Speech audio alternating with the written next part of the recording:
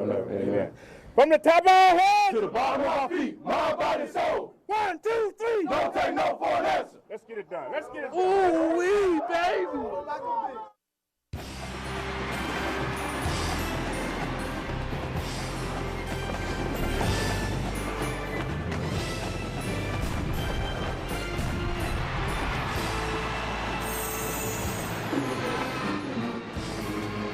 We're at Bragg Memorial Stadium on the campus of Florida A&M in Tallahassee, Florida for this MEAC matchup as the Rattlers of Florida A&M hosts the Bison of Howard University. Hello everyone, Charlie Neal along with my partner Jay Walker. Welcome to Thursday night primetime college football. And Jay, when you look at this Florida A&M team, they're trying to do something that they haven't done since 2000, and that is start the season 3-0. And that's remarkable considering the success they've managed to accomplish in spite of themselves. But I really do believe that this season's fast start is a direct carryover from last season when they were arguably the hottest team in all of FCS football. And when you look at this Howard University team, this is a team that's going to try to rebound from that loss to Rutgers a week ago. But one of the bright spots in that loss was the play of wide receiver Willie Carter, who accounted for the Bison's only touchdown. And Willie Carter is the best football player on the Howard University football team. He was last season's MEAC Offensive Rookie of the Year. He played in only 6 games, but accounted for 6 touchdowns. For the Bison to have a chance of scoring points today, they've got to find creative ways to get the ball to Willie Carter. He's the one guy on the train that can really have the athleticism to match these FAMU Rattlers. On the other side, when you talk about Florida A&M, they are loaded both offensively and defensively. And on the offensive side of the ball, quarterback Curtis Pulley, he says it all. Yeah, he's pulling his weight. He's pulling for America to audition every week as he tries to quest for the Peyton Award, given to the most outstanding player on the FCS level. He can beat you with his legs. He averages 115 yards a game rushing. He can beat you with his arm. He was 17 for 21 last week. He's a 72% passer on the season. Curtis Pulley is a complete package, one of the best quarterbacks in all of America. 32nd time that these two teams have met. And Florida A&M's running back Philip Sylvester will see his first action of the season. And can Leroy Van repeat his performance from a week ago? 2 punts. He returned for touchdowns against Winston-Salem. Back with the opening kickoff in a moment.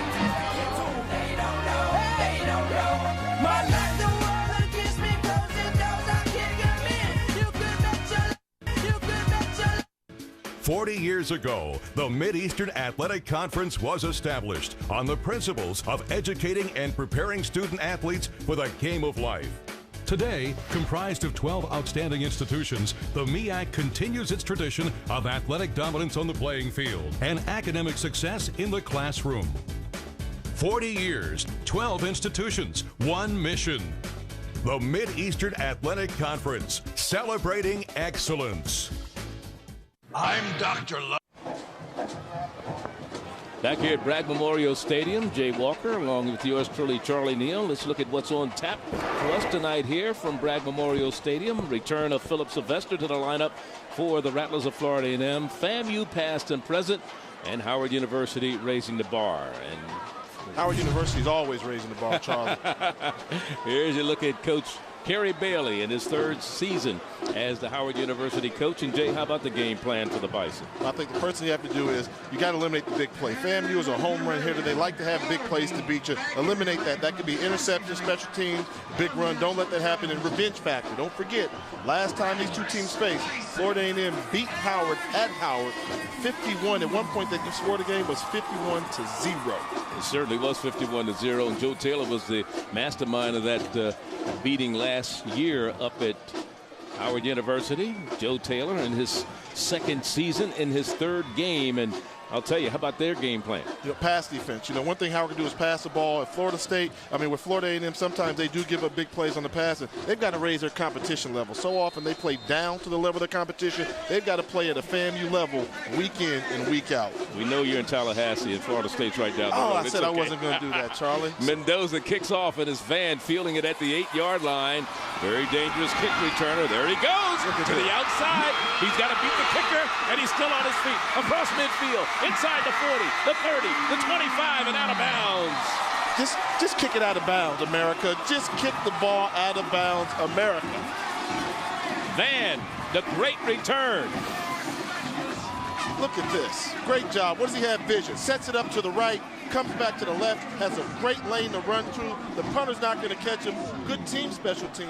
When he gives a little shake there, wiggle, picks up an extra 15 yards just with that wiggle at the end of the run. Leroy Van is the man. He's the real deal. 58 yards on the return. Remember last week, 2 punts he returned against Winston-Salem for touchdowns. One of 95 yards, one of 80 yards. And he has a 58-yard kickoff return to start this game tonight. Great field position for Pulley and the Rattlers. 1st and 10. He wants to go upstairs. And now he decides to take off and run. And he's out of bounds right in front of the FAMU bench. And a late flag comes on as a late hit out of bounds after the 5-yard gain. Yeah, that was one there where you saw Pulley was clearly going down. Cheap shot by the Howard defender. Andre Lowe is our referee.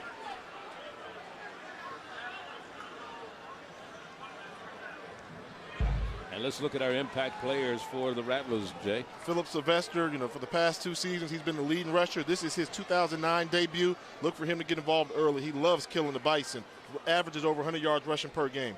Brian Parker, the linebacker, captain of defense. He'll be all over the field. And I don't know who that third guy is. That's Leroy Van. You think he'll have an impact in this game at all? Well, he already has. Didn't take him long. Sylvester, the second back in the eye, behind the quarterback. And Philip Sylvester, his first carry of the 2009 season, a couple of yards, and that's all he's going to get. And tackle made by Robert Parker, the linebacker, number 11 in there, along with number 55 there defensively for Howard University, Eon Simon. And you look at the lineups at the top of your screen for Florida A&M. It is 2nd down and 8.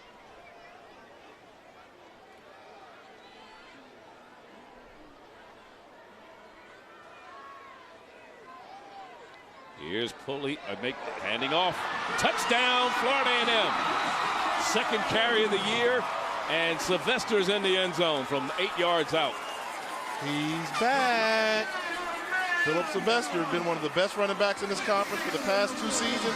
Off to his 3rd year, his junior year. You'll see this. Gets the ball, great vision, bounce outside quickly. Great lead block by the fullback, number 43, Michael Benson. They made that look easy. That's how you draw it up. Philip Sylvester, his first touchdown of the season. And for the point after, Trevor Scott missed one a week ago, but this one is good, and Howard University all ready, down 7 points, and we haven't played 2 minutes of the first quarter. Back to Tallahassee in a moment. Do you have an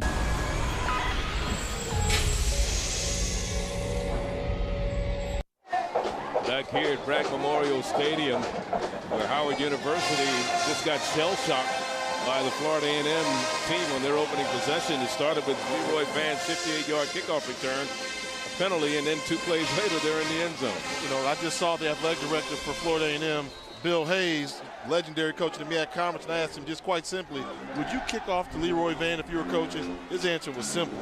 No. No. We've seen him do it twice. Carlos Knight, number 29, on the far side. Howard in their visiting white jerseys. On the near side is Andrew Williams to receive this kick by Trevor Scott. It'll come down to Williams right at about the 12-yard line. He fumbles the ball, and it goes out of bounds at about the 19. When it goes bad, it goes bad, huh, Jay?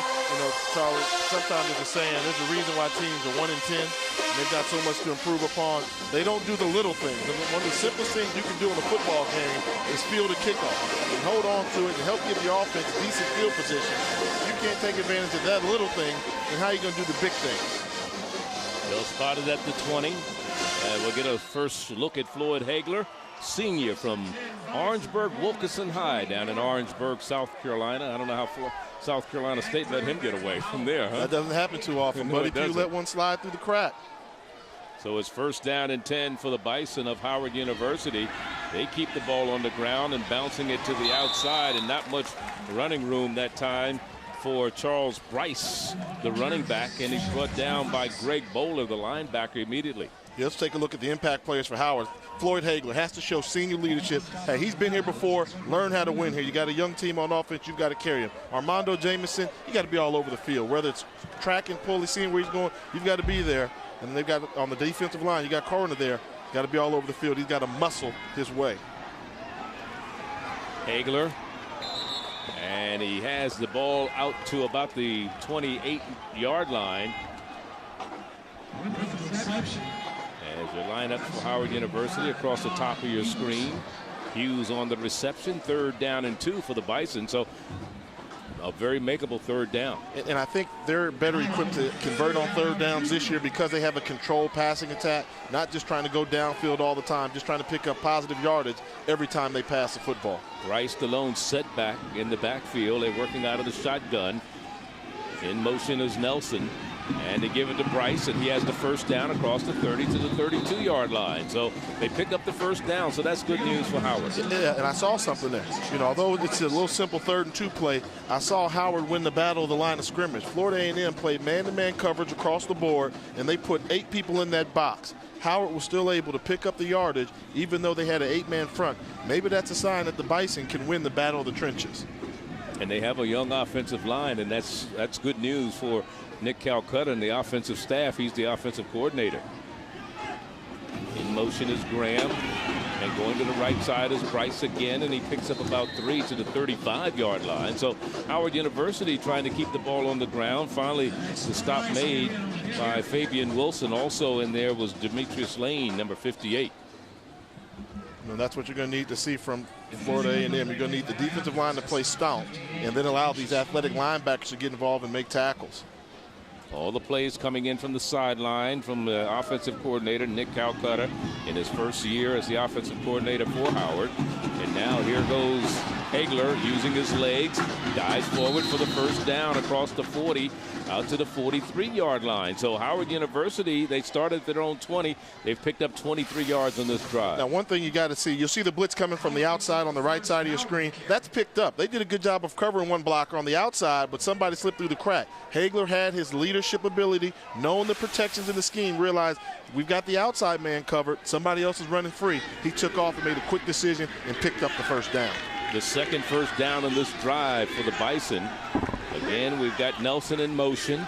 This time, Bryce on the carry, and Bryce struggles his way to about the 45-yard line. A host of green jerseys around him. Of course, we talked about last week Howard University losing to Rutgers up in Piscataway, New Jersey, and not a good showing for them last week. Yeah, but when you talk to the coach, they said they were a different football team in the 2nd half. And I think what they've gained is how to play aggressive on the offensive line, because right now they're really pushing this FAMU line around, and they're picking up yardage running the football. Keeping it on the ground once again. That's what I'm talking about. That last play there was a run blitz. They brought a run blitz, but Howard still muscled and picked up positive yardage. So it's a 3rd down, 3rd and about 5. We'll call it about 5 yards to go. Long 4. Bryce in the backfield along with Todd Hughes. Now going to the air. There's a pass knocked in the air, incomplete. One of the big linemen up front got his hands on it, and it goes incomplete. It might have been number 49 there for Florida A&M, and that's Greg Bowler, the linebacker. You know, miscommunication here. Hagler wants to throw the ball, but that extra hitch he took in his delivery motion allowed the defensive end to get up in the air and block that pass. There was some miscommunication between Hagler and the slot wide receiver. Now they're going to punt it to Leroy Van. Punt it to who? Leroy. They better punt it to somebody. The 20-yard sideline. Or maybe even Coach Taylor, possibly. I wouldn't kick it to Leroy Van. Patrick Wolf is the punter, left-footed kicker. And here's Van going back. He's going to field it at the 1-yard line. Here he comes out with it. Up the middle of the field, Leroy Van. And he's up to the 25. And there may be a penalty marker down. Well, there'll be a block in the back there. Howard's catching a break. Let's see what the penalty marker is all about. The ball is spotted at the 25. We'll call it a 25-yard return. And they're going to take this one back after a block in the back. And we're going to take a timeout. We're in Tallahassee for this MEAC matchup. Under 10 minutes to go in the 1st quarter, 7-0 FAMU. 7-0 our score here in the first quarter. And don't forget ESPNU's coverage of college football continues Saturday afternoon. We'll kick it off at noon Eastern. The Louisville Cardinals taking on the Wildcats of Kentucky. Then at 3:30, the Indiana Hoosiers face the Zips of Akron. College football on ESPNU and ESPNU HD on Saturday. Don't forget that Louisville game will be a homecoming for quarterback Dustin Burke, who had a stellar high school career down in Lexington Catholic, and the Indiana Hoosiers unveiled their Wildcat formation last week to the public, and we'll see how they do this week. Yeah, that time of year where you start to figure out if the changes you made during the offseason you can carry them throughout the year. Do you have to go back to what your team knows well? And Indiana's one of the stories everybody's watching in college football. Kerry Bailey on the sideline. His team down 7-0, but they have the Rattlers backed up at their own 4-yard line after that penalty. It'll be 1st down and 10. Here's Pulley going to the air. Throws it down the sideline. It's incomplete over the outstretched hands of Ike West, one of his favorite receivers, who had 6 catches a week ago. And look at the defense of Howard University. It's across the top of your screen. The starters there. You see the aggressive play call in there from Coach Taylor. Hey, a lot of offensive coordinators, when they get backed up in their own goal line, they say, hey, let's take a shot on 1st down, try and hit a home run with a big play. If not, then we'll go to running the ball out a little bit, try and gain the 1st down on the ground, just to punt until we control the battlefield position. Florida A&M put 12 players on the all-MEAC preseason team, 9 on the first team. 5 of them were on offense, and they have the ball 2nd down and 10. And here again, Pulley on the carry. He keeps the ball himself and gets it out across the 5 to about the 8-yard line, where it'll be 3rd down. And that's the one thing that's kind of tough when you're running the football from that spread formation. Your quarterback is already 5 yards behind the line of scrimmage, and then he's got to run. So Pulley did a good job. It looked like he gained plenty of yardage, but at the end, it nets out to be just a 4-yard run, even though he did 10 yards of running and made the first guy miss. 3rd down and 6 to go. So it's 3rd and 6 now for Florida A&M. Ball on the 8-yard line. Working from the shotgun. Demetric Henry is the back in the backfield with him right now. He'd been banged up early in the year also. Out in the flat, pass is complete and knocked out of bounds, but not before gaining the 1st down, and it's Henry catching the ball coming out of the backfield before Gerald Jackson made the stop defensively, number 5. Howard playing soft coverage on the outside, playing quarter coverage. That means the underneath route is there all day. You see the running back get there out the backfield. Demetric Henry, 5-yard pickup, 1st down, Rattlers. I like the way that sounds, Rattlers. Strike, strike, and strike again. So both backs in the backfield now. Flanking the quarterback, Pulley. Sylvester and Henry. Out a little quick pass out in the flat. It's complete. Not much running room that time for Smith. Adrian Smith on the reception for Florida A&M, number 4. And he stopped, made immediately by Brandon Buford, number 27 for Howard University. Yeah, what a big catch that was by Adrian Smith. I mean, he climbed up the ladder and snatched that ball about 10 feet out the air, and that's the advantage when you have wide receivers, and the smallest one is 6 feet 2 inches. They've got these big wide receivers, and they know how to use their size. They play like big wide receivers. 2nd down and 5 after that 5-yard reception from Smith.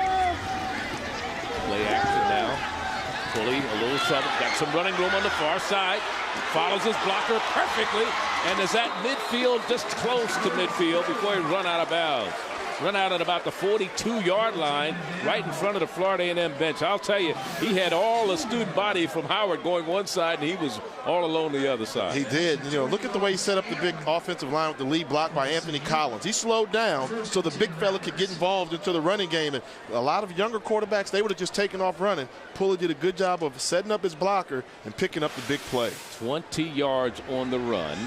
He had 196 yards running in the season opener against Delaware State, and 110 of them came in the first half. And I like to say he's like ZZ Top. He's got legs, and he knows how to use them. This time, Sylvester trying to sweep to the left side, cuts it back inside. Not much there. The Howard University defense stiffened right there, would not let him get through. And on the stop defensively, big number 93, that's Corey Berry over there for Howard University. Barry's another one of those people from Orangeburg, South Carolina, where Howard seems for a number of years they've always had a player from South Carolina on their roster. That was that's because player. of Moses and James Moses, the associate head coach, and Probably has something to do with those Willie Jeffrey ties down there, too, when he coached at Howard University. But there's always been somebody from the low country on that team. And Moses is from Orangeburg, so why not, right? O.W. O.W. Pulley, back to pass. Caught by Henry, but not much running room. Maybe 2 yards on the play to bring up 3rd down, and looks like about 7. Taking the underneath stuff, you got to take what the defense gives you. You know, one of the things I was trying to think about during the week is what can Howard gain really from playing a team like Rutgers? And, you know, once you play a team like Rutgers, who many people think are going to finish in the top 25, when you come on and you're playing like one of your rivals that you know, you shouldn't be intimidated at all. You should say, hey, let's go out there and take it. You know, we played better than you, and you're going to show it.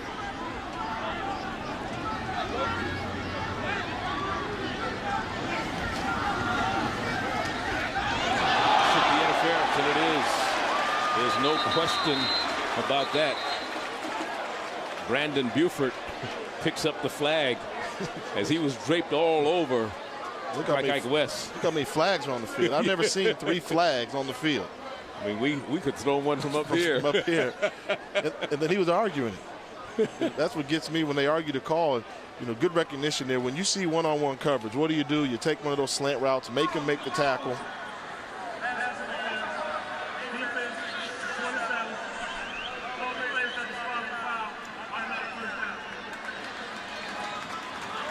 Automatic 1st down, spotted a foul. There's Buford, the man who committed the pass interference penalty. He's a junior out of Cass Tech in Detroit. He had a solo tackle against Rutgers. And Cass Tech. Yeah. Look at this. I mean, this is very aggressive. Howard's playing straight up man coverage across the board, not giving any help. Mano-y-mano. Fully thrown again. Wide open is Elliott. Better make that tackle. Elliott, he's gone. Touchdown, Florida A&M. Wow. 46 yards on the pass and catch. Something that you got a team with a bunch of athletes. I wouldn't play man coverage. The weakness against man coverage is crossing routes. You get guys running in space, running across the formation, hit him in stride right away. If he doesn't make that tackle, plays over, and you see Kevin Elliott showing you why he's the premier wide receiver in the MEAC conference. Really asking a lot to put those cornerbacks on an island like that against big, fast wide receivers. 95-yard drive, trying to make it 14-0. The kick is good, and that's what it is. 5:54 with time remaining. We're in the 1st quarter here in Tallahassee. It's been all Rattlers so far. Strike, strike, and strike again.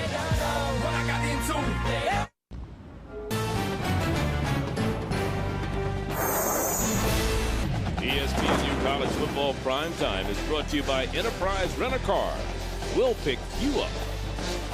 Along with Jay Walker, Charlie Neal, and Jay, of course, a former Howard University quarterback. I know it's paining you to see this happening to your alma mater right now. You know, outside of being alumnus of the university, you know, we as broadcasters, we like competitive football games. And you get a national stage, you just want to see every team play their full potential because it makes a good football, you know, ultimately it does. But, you know, that's the thing. I mean, give credit to FAMU. They're the better team on paper, and they're playing like they're the better team, one of the best teams in the conference, if not the country. They've changed return men. Andra Williams, who bobbled the last kickoff by Florida A&M, has been replaced by Lanny Kelly on the near side. There he is. On the far side is DeCarlos Knight, number 29, awaiting the kick from Trevor Scott as Florida A&M has jumped out to a 14-0 lead. Knight from the 5. Knight knocked backward, and he's back at the 5. Got to have the ability to do the simple things in football in order to have a chance at winning football games. If you can't get your kickoff return team together, then you're going to be in trouble. They've got to work on this right now. You know, you see here the block here, they had miscommunication between who was going to catch the ball. Then he gets knocked down, loses more yardage there. You know, I think what Howard's realized right now, you're playing against a complete football team. They play offense, they play defense, and they play great special teams. And it's 1st down and 10. Howard, their backs against the wall. Let's see if they can engineer. And their first drive was not a bad one. And let's see if they can come out with a 95-yard drive like the Rattlers just did, but not with a run like that. They're not going to get very far, as the stop was made by Joseph Wims, number 99 defensively, on the running back Andra Williams. And you're talking about Williams last year. He returned a fumble against Howard University. I believe it was 60-some yards, 65 yards for a touchdown in that win up in Washington, D.C. Williams bouncing to the outside and lose one tackle, gets back to the 5, and that swarming defense of the Rattlers, they've come to play. They've got the chin straps real tight, don't they? Oh, yeah, you know, and they're attacking to the ball, and what's happened is the special teams got it going, then the offense got it going, and then listen to this hit.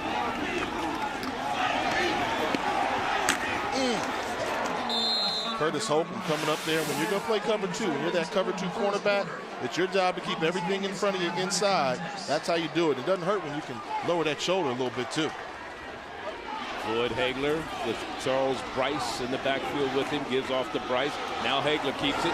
He gets a yard, and that's all he is going to get, as Van was there to make the stop defensively. So Leroy Van is doing it both on special teams and on defense, and he's back to return this punt now. Leroy Van had extra motivation because he realized, hey, if I make this tackle, don't get the first down, they've almost got to punt the ball to me. Now You're in a tough predicament if you're Howard, because you don't have the luxury of kicking the ball out of bounds. You've got to kick it to him. And look at this. Everybody in the stadium is standing up on the edge of their seat to watch Leroy Van on a punt return.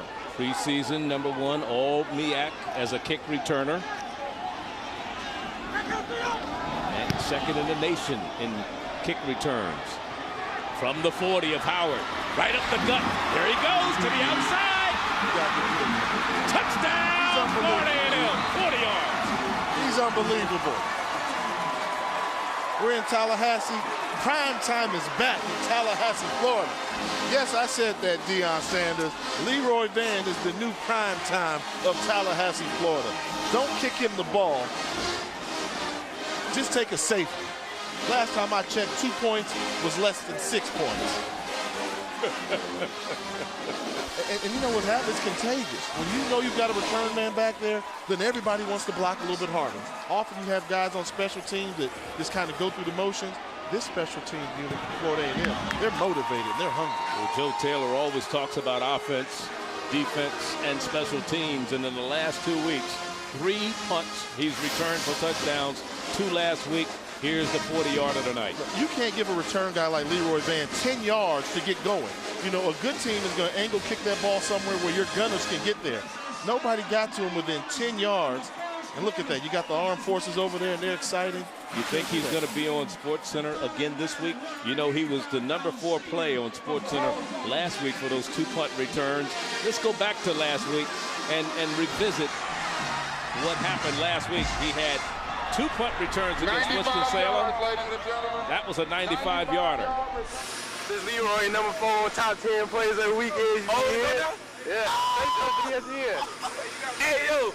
No, that's how we do it in Tallahassee, FAMU Rattlers. Hey, that's how we do it in Tallahassee, the Miami kid. Now, you figure if he keeps on running like that, right, he may be able to afford the top rack of those goals. He may be able to, but fantastic football player. You know, we talked about it last week. I mean, great kid. Great kid to be around. Energetic, fun. He just likes to play football. He likes to return kicks, likes to play cornerback and hit people from that slot position. He's just a football player. He's on my all-sandlot football team. 21-0 our score. We still have 3 minutes and 49 seconds to go in the first quarter, Jay. Tough, and that's what you can't do when you're on the road. You know, one thing you have to do when you're on the road is try and go in there and control tempo and get the game played at your place. They're not doing a good job of it thus far. Williams on the return for Howard University, and he's dropped at the 19-yard line. Let's go to Lowell Galindo in the studio. Lowell. Charlie, thank you. At the studio, I'm not kidding around. But the thing is, good thing is in the studio. He's in the studio. I'm here. That tells you about the tight end. Why would you carry a bat when I'm not there? I can understand if I was there in the building that day, but I got something for you too, Buck. All right, 1st down and 10. Howard University down 3 touchdowns already in the first quarter, and this pass is going to be called incomplete. Incomplete. It hit the ground, intending it for Jeff Miller on the far side, and this one a little low. It's early in this game. We know that, but Charlie, you've been around for a while. Have you ever seen a team in recent memory dominate in the MEAC conference, dominate, have as much star power, let's not even say star power, firepower, as this Florida A&M squad of 2009. Offense, defense, and special teams. And this time, again, Bryce on the carry. And look at the green jerseys that are wrapping him up after maybe a 2-yard gain, and that is it. Have you seen one? Do any come to mind? I mean, I know there was a great team at Howard University in 1993. There's been some good teams a couple guys over the years. But, I mean, the most recent probably was South Carolina State. Okay. They had a team, Will Ford could really do it. And then you had the great wide receivers with Suber and Stephen Baggs and those guys. They had that talent. I mean, think about it. They've got wide receivers, FAMU. They've got running backs. They've got quarterbacks. They've got a secondary that's fantastic. You're watching one of the best teams in FCS football. At least the opponents make them look good anyhow. And I'm not trying to take anything away from FAMU. But, I mean, sometimes you play, you look at who you're going up against. Now, the real test will be in a couple weeks when they go south here to play the University of Miami. Miami better look out, because Miami's going to be coming off a tough game the week before. I think that Miami plays Oklahoma the week before they play Florida A&M. So that'll be interesting. And then, we're doing all this singing the praise of Florida A&M, but Buddy Pugh and the boys at the Bulldogs, they're sitting there listening, saying, whoa, hold on. Yeah, they got to play us too. Don't crown them yet. Don't crown them yet. They're getting ready to punt to Leroy Van once again. Kick it out of bounds. Kick it out of bounds. They're not going to let him return this one. This one is going to go out of bounds. And don't forget, high school football action continues on ESPN Friday. The Oaks Christian Lions take on the Skyline Spartans. See the future stars of the gridiron today. It's the Old Spice High School Showcase on ESPNU Friday at 10 Eastern. And the starting quarterbacks for that game, Jake Heaps, he's already thrown 4 touchdown passes in 2 games this year. And he's going against Joe Montana's son, Nick Montana. Tell you who else is also on that team. Will Smith's kid and Wayne Gretzky's kid is on that California team. And one of their alumnus of that school who's currently starting college football today, Jimmy Clausen, starting quarterback Notre Dame, went to Oaks Christian. Did you know that? No, I didn't. But I knew you did. You keep me informed. Here's Sylvester bouncing to the outside. Across the 40 and run out of bounds right at about the 45-yard line, and a first down is gained after a 13-yard run by Philip Sylvester. Take a look at the vision of Philip Sylvester to go. Running backs run the color on the right side of your screen. He's going to run the color. A younger back would have taken it in that hole there. Philip Sylvester has the foot speed to get to the outside and turn on the Jets. Great job of running by Philip Sylvester, one of the most exciting running backs you'll see in this conference. 13 yards on that run. Remember, this is his first action of the year. He got banged up in training camp and suffered an ankle. He's about 95%, they said, coming into this game, and he looked like about 100% in that run, huh? That's 95%. Oh, boy. First down and 10. Here he is going left, student body left, and he's knocked down immediately by Rondo Jameson, number 9, there to make the stop, the free safety and the co-captain of this Bison team. So anytime you get a free safety that close to the line of scrimmage, the defense is starting to crowd the line of scrimmage because they don't feel they can stop the running game with just their front 7. You've got the free safety making tackles. Hey, you're thankful you made the tackle, but it's a bad sign when your safeties are making tackles on running backs. There he is, number 9, Rondo Jameson, out of Tampa, Florida. Sort of a homecoming for him down here in Florida. Second down, we'll call it 8. Bully throwing. Incomplete, in and out of the hands of Adrian Smith. He had it on his fingertips, should have came down with it and just couldn't pull the handle. Wow, yeah, that's a very catchable ball there. Pulley trying to thread the needle between the cornerback and the safety. Wide gap there that was open, just missed that pass. He actually had Adrian Smith sneaking behind Gerald Jackson, the cornerback, and Jameson, the safety that we talked about.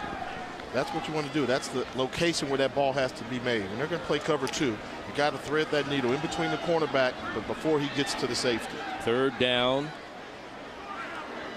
This Florida A&M team has converted their only third down that's faced them so far today. 1 of 1. This one is caught by Adrian Smith. He didn't drop this one, and he gains the first down inside the 40 to the 39-yard line. Take a look at this replay. What you'll see is Howard got pressure. James Carter, the defensive end, he beat his man off the ball. Watch, you'll see him on the left side of your screen. When Pulley delivers this ball, he gets whacked. Had he held it for 1 second longer, that would have been a sack. But the timing of the passing game was there. Pulley was able to stand tall in the pocket, deliver a strike. Howard University defense is going to call a timeout. Andre Kramer is the Bison defensive coordinator, and he wants to talk things over. Don't forget, log on to your online source for all things college sports, ESPNU.com. This online service will be a gateway to all college sports content from ESPN that combines the latest news with an expanded collection of exclusive material, scores, columns, video, and audio highlights, podcasts, live streaming games, and much more. Just log on to ESPNU.com today. And now ESPNU is available in high definition. Great action on ESPNU in high def. Contact your local cable operator or satellite provider. ESPNU HD. The big picture, because we are college sports. Along with Jay Walker, Charlie Neal here. Tallahassee, Florida is where we are for this one. It rained on and off all day. In fact, it was pouring earlier in the day, and we still have a pretty good crowd that came out because just as kickoff was about to come up, it came down again. But it has kind of slacked off, and we have a pretty good crowd on hand here in Tallahassee at Bragg Memorial Stadium. And right across the way, they just completed a new $30 million multi-purpose arena where they'll start playing basketball this upcoming basketball season. What a facility.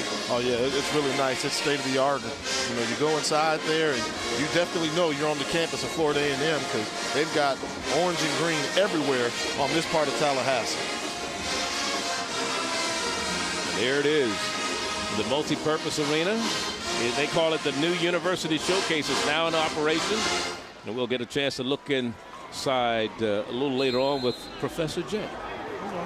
We take these trips. I like to teach you something about the campuses. You know, you got to go away leaving one of these contests knowing something about the school that you didn't know, or else we wouldn't be doing our job. Jay, when are you going to build a new $30 million facility for Howard? When I get the check. First down and 10. Out in the flat, Adrian Smith on the catch. And Adrian Smith out of bounds right at about the 31-yard line. Adrian Smith with the catch. That's a good play selection there. You know, previously Adrian Smith dropped that ball, had to go between his hands to let you know that, hey, we still have confidence in you. What does Coach Taylor call? Little bubble screen to the wide receiver. Keep him involved in the game because he realizes you're going to need all these wide receivers. You don't want them losing their confidence. Probably the last play of the first quarter here where Howard University finds themselves down by a score of 21-0. And, of course, Philip Sylvester making his 2009 football debut here in Tallahassee. He scored the first touchdown on the opening drive for the Rattlers of Florida A&M. It was a 9-yard run, but 13:46 to go. That made it 7-0, and then Leroy Van with his third punt return of the year. The first one in this game. This was for 40 yards and 6.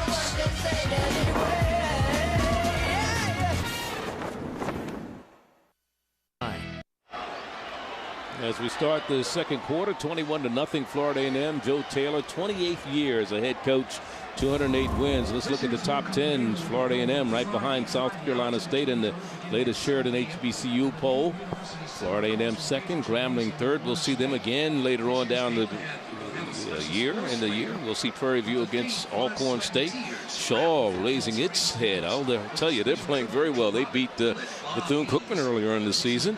Alabama A&M playing extremely well, and then we'll also see Southern in a pretty good SWAC matchup against Prairie View down in Baton Rouge. So some great games coming up right now. We're looking at a 2nd down and 3 for this Rattlers team. They lead it 21-0. Here's the option, but a flag goes down. You know, against Delaware State, the season opener for Florida A&M, they ran the ball more. Against Winston-Salem last week, they threw the ball more.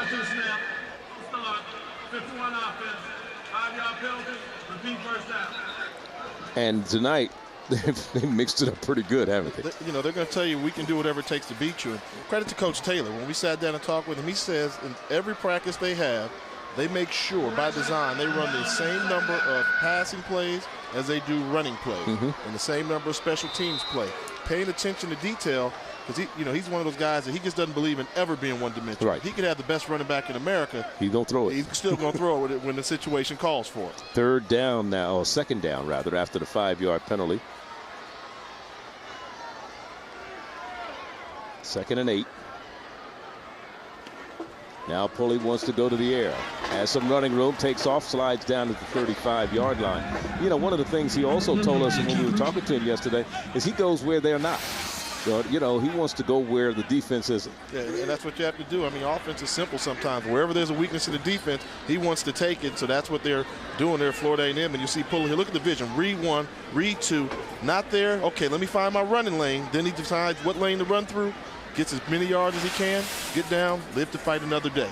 What he didn't do was get sacked, throw an interception. And when young quarterbacks have to learn, it's okay to live to fight another day. Give credit to the defense sometimes. They'll call it 3rd down and 5. Pulley throws, batted in the air, caught and dropped. Batted in the air, caught and then dropped. It goes incomplete and to bring up a 4th down. Keith Pugh was right there defensively for Howard University. Let's look at it. Yeah, you'll see this ball here just get deflected there.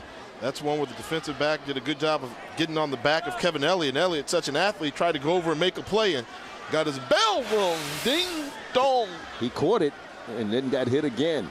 So to bring up a 4th down, and looks like the Bison will find themselves on not in a punt return situation, because it looks like Florida A&M's going to go for it. And understand the reason behind this. They haven't got to Pulley yet, so they haven't sacked him. They've had guys that are open. Soft zone coverage is going to call for you to go for it. Now he's going to take off and run. Gets to the outside and gets the 1st down inside the 30 to about the 28-yard line. So Pulley, he can do it with his legs and with his arm. Yeah, but give credit to the center. And you see the bubble, those 2 guards unblocked. Look at him, 1, 2, then get upfield. He's running with an entourage. Get a body on a body, make one man miss because Pulley's such a good athlete. And Martin Cornfife, you got to make that tackle for Howard University. They were calling your number. Great job of play selection by the offensive coordinator, Lawrence Kershaw, of realizing, hey, they're only going to rush 3 linemen. Let's get some linemen downfield. Quarterback draw. 1st down, Rattlers. James Carter saved the day, number 99 for Howard, a preseason 2nd-team all-conference selection, as Sylvester gets the call that time. Only 2 players placed on the all-conference team for Howard University, and Carter was one of them. But, they've got to miss a guy like Endor Cooper from a year ago who had over 100 tackles for this Howard University team. Martin December, who had a pair of interceptions. They've lost some people in some key positions. It depends on how you look at it. I mean, some people say you got a 1-in-10 team, you need to just gut the whole team and bring in everybody, but that's really not the way to go about building the program. And give credit to Coach Kerry Bailey. He's sticking with the young guys, and he's going to watch them grow and mature. Pulley, he wants the option to Demetric Henry, left side, cuts it inside. Good vision by Henry and a good run, close to another 1st down at the 20-yard line. He'll be about a yard shy, and it'll bring up 3rd down. Yeah, that's a good running by Demetric Henry. And this team, they just look like a well-coached team. There wasn't much of a crease there, but he knew where he was supposed to be, and that was in between those 2 big linemen that were pulling. Henry just jumped through the hole, leaned forward, and picked up good yardage. 30-second meeting, Howard and Florida A&M, and they go with the quick snap, and they get the 1st down all the way down to about the 17-yard line. So they keep moving the chains. Remember, this drive for Florida A&M started at their own 32. They have scored on every possession so far today, plus a special teams touchdown. And they do the little things right. I mean, the flashiness has come from Leroy Van on the offensive side of the ball. They've got the star power, but as much as we talk about their athleticism, they just continue to do the little things right, and they make it look easy. And that's what a good offense will do. They'll make a curl route look easy, whereas a team that's struggling struggles to complete curl and hitch routes. Sylvester the second back in the eye now, has the ball.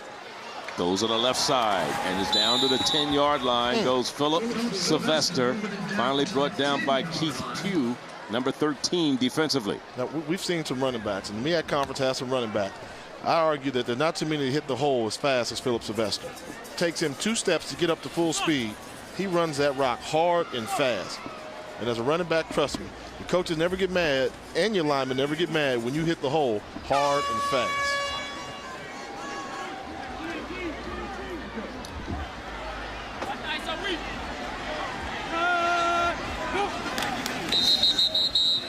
Some movement up front. That's a false start. I believe it was Javier Wallace, the right tackle. He was the MEAC Offensive Lineman of the Week against Delaware State in their season opener, graded out to about 97%, but he lost some of his grade on that one. He just went down a little bit now, so we know 100% is out the question for this week now. So now you're just fighting like crazy just to stay at a 90% grade out rate. We'll call it 2nd and 8. Ball back at the 15. Soft zone across on the corners. Outside's open for passes. In the middle. Incomplete. Trying to get it to Elliott, who had a touchdown reception earlier in this game and one a week ago.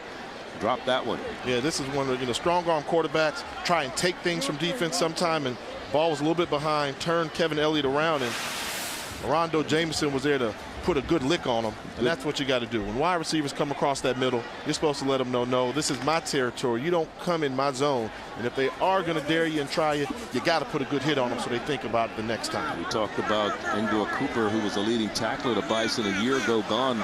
Jameson was the #2 tackler on this Bison team last year. 3rd down now. Plenty of time. Push off, incomplete, off the hands of Javaris Knight. The flag is down. It probably was offensive pass interference. Wouldn't you think so? Could have been. Yeah, he did that extra little push to get the separation. And all of a sudden, you see defensive backs go falling on the ground. Offense might have had something to do with it. It was. Offensive pass interference against Javaris Knight, the intended receiver. Number 15. Now, senior out of Tallahassee. Typically, you want to take it to get him out of field goal range. But, Florida A&M, that is one chink in their armor, has been field goals. But I don't want to give these guys 2 chances. Well, you got a better field to work with. He's got 30 yards rather than 10. More real estate. It's like when you're playing fantasy football. Oh, wow, we'll take the penalty. That means your quarterback can throw for more yards. But that's where you got to scout out Florida A&M. The one thing they've struggled in has been field goals. Their field goal kicker's 0 for 2 on the season. So he hasn't made one yet. In the first game, he came out missing, and he struggled with the field goals yesterday. Let's see what they do on this 3rd down and long. They don't have to get in the end zone for 1st down. That was a bad pass by Pulley. Not a good pass that time by Pulley. One of the poorest plays you'll see him make tonight. Yeah, he got stuck with his pre-snap read. One thing, having a pre-snap read is great, but you have to have the ability to come off it when the defense makes a buzz-type drop after your intended target, where they get taken away from him. He didn't make the adjustment. He stayed locked and loaded on his pre-snap read wide receiver. Now, Scott was hitting 47-yarders in the pregame practice. This will be a 47-yard attempt. He had one blocked against Delaware State.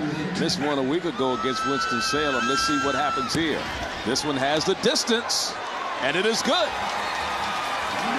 47 yards. When it's going your way, I said he hit 47 in the pregame. That could have been a 50-yarder at the distance. 10:43 to go. First half. All Rattlers.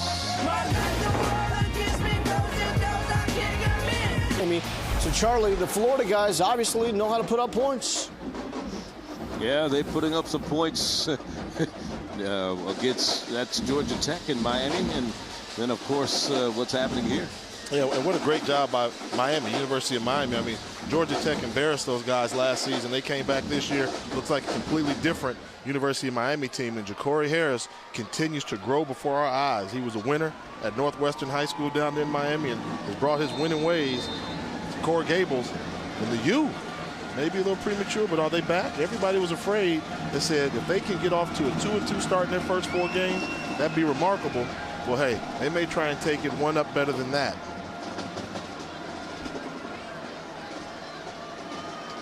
That was a career-long field goal for Scott, 47 yards. The old long one was 43 for him.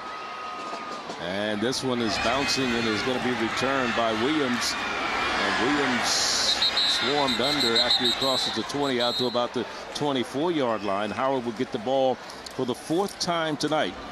Their best field position was to their own 49-yard line where they had to punt in the first so far in this game. Yeah, they've been on the sideline for a while. That was a long drive that the Rattlers put on them earlier. And you see Howard, the initial drive was great. 7 plays went 29 yards, and then they went with 3 and out, 3 and out. You can't do that. That's when games start to get away from you. So this is where you need to step up, get a sense of urgency. The offense has to go out there with a sense of urgency, realizing, hey, defense has been on the field for a while.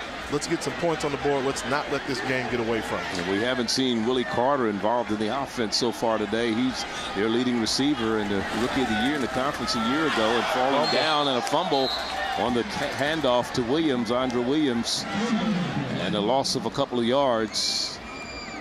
It'll be 2nd and 12. I think one of the things we talked about in the open was finding creative ways to get Willie Carter involved in the offense. Whether it's a wide receiver screen, bubble screen, deep route, you know, if he's your best player, you got to get him involved. And one of the things all coaches will tell you to win, especially in this conference, you can throw it, but you have to be able to run the ball. Here's Hagler back to throw, intercepted. There's a turnover, and Gall's fall incomplete. It was very close to being intercepted that time. Who got their hand on it there? I think it was number 31 there. Yeah, Greg Harvey, the free safety coming. This ball here, he just misses his target. You know, you've got an open wide receiver that's there, and that's Willie Clark. So Willie Carter. They're calling plays to get him involved. But Hagler, you got to hit that pass. They're going with a quick snap this time, Hagler. And now he's going to take off and run. And he is really sandwiched down at the 30-yard line. Not much running room there. Van is there on the stop defensively. He also had some help from his friends. And it'll bring up a 4th down punting situation for the Bison once again. Not enough time used off the clock in that drive. You've got to have the ability to get some time off that clock. Let your defense rest. They used exactly a minute off the clock for 3 plays. You really put your defense at a tremendous disadvantage, and more importantly than that, you put your special teams back on the field against one of the best special teams unit in the country.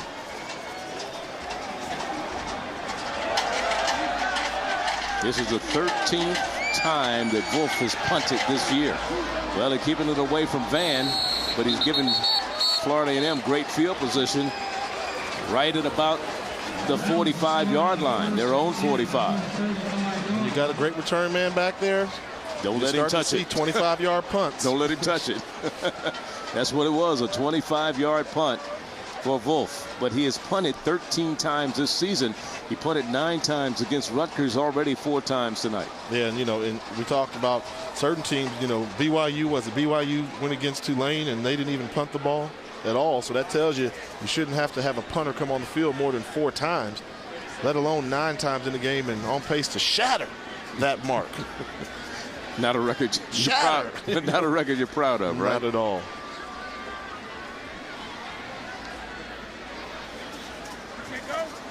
So 9:05 is the time remaining here in the first half of play.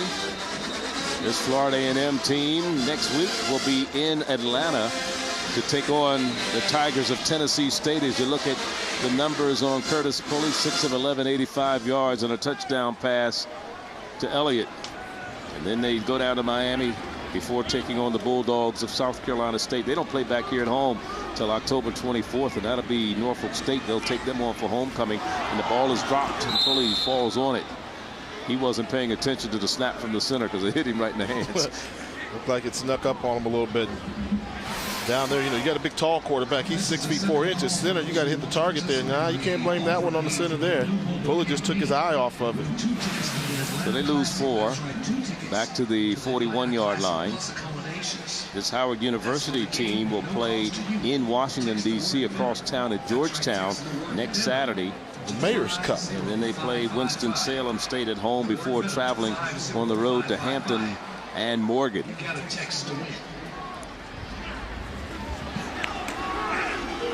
Inside pass comes to West, and Adrian West doesn't find any running room. He loses yards, or it gets back to the line of scrimmage, and that's it. It'll bring up a 3rd and 14. There you go. You got to take it one play at a time if you're Howard University right now. And continue to not give up the big play, keep everything in front of you, allow that offense to hopefully get their act together. Big third down coming up for the Bison. If they can manage to get a stop, that'll be 2 consecutive drives that they were able to keep the Rattlers out of the end zone. 3 of 5 in third down conversions for the Rattlers of Florida A&M tonight.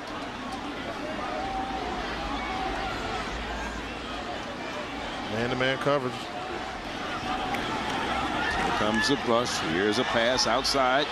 Incomplete. Overthrown, intended for Ike West down the far sideline, one of his favorite receivers there. And this is the first time tonight that we've seen the Florida A&M team punt the ball. We didn't even know they had a punter. Brandon Holden, he's a freshman. And this is a kid, of course, Holden is a freshman. And as you say, you never know what a freshman's going to do. And it's nice to keep him off the field. Yeah, and he's responded nicely for them thus far, averaging very respectable 36 yards per punt in his first campaign as a starting punter. He's punted 6 times in 2 games. This will be his 7th punt of the season. And he drops the ball and it gets it blocked. And there Howard picks it up. Taking it back down the field for a touchdown is Casey Council. Touchdown, Howard. Casey Council with the return. Well, he finally showed that he was a freshman after having a decent campaign. Bobbled the punt there. You know, it's a freshman mistake. Ball's there. Just catch that ball and get it off. Bobbles it. Tries to kick it. It's blocked. Theodore Graham blocked it, number 21. Council picks it up. And now Howard has something to rejoice about. You know, and this is something they can build momentum off of. Think about it. They stopped Florida A&M twice. You know, well, once they gave them a field goal, then they came out, had a stop, then they blocked that punt. So maybe the defense is starting to jumpstart the special teams, and maybe the special teams get the offense going. 30 yards on the return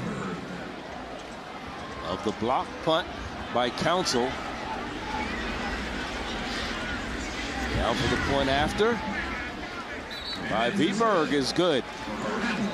And now it's 24-7. So all is not lost, Jay. 7:22 to go in the half. We'll be back. Tomorrow. Howard has scored 2 touchdowns this season, one on the offensive side last week against Rutgers. Special teams, there you saw Council on the sideline returning that block kick, 30 yards for a touchdown. Seems like a very balanced and diversified portfolio. Viberg.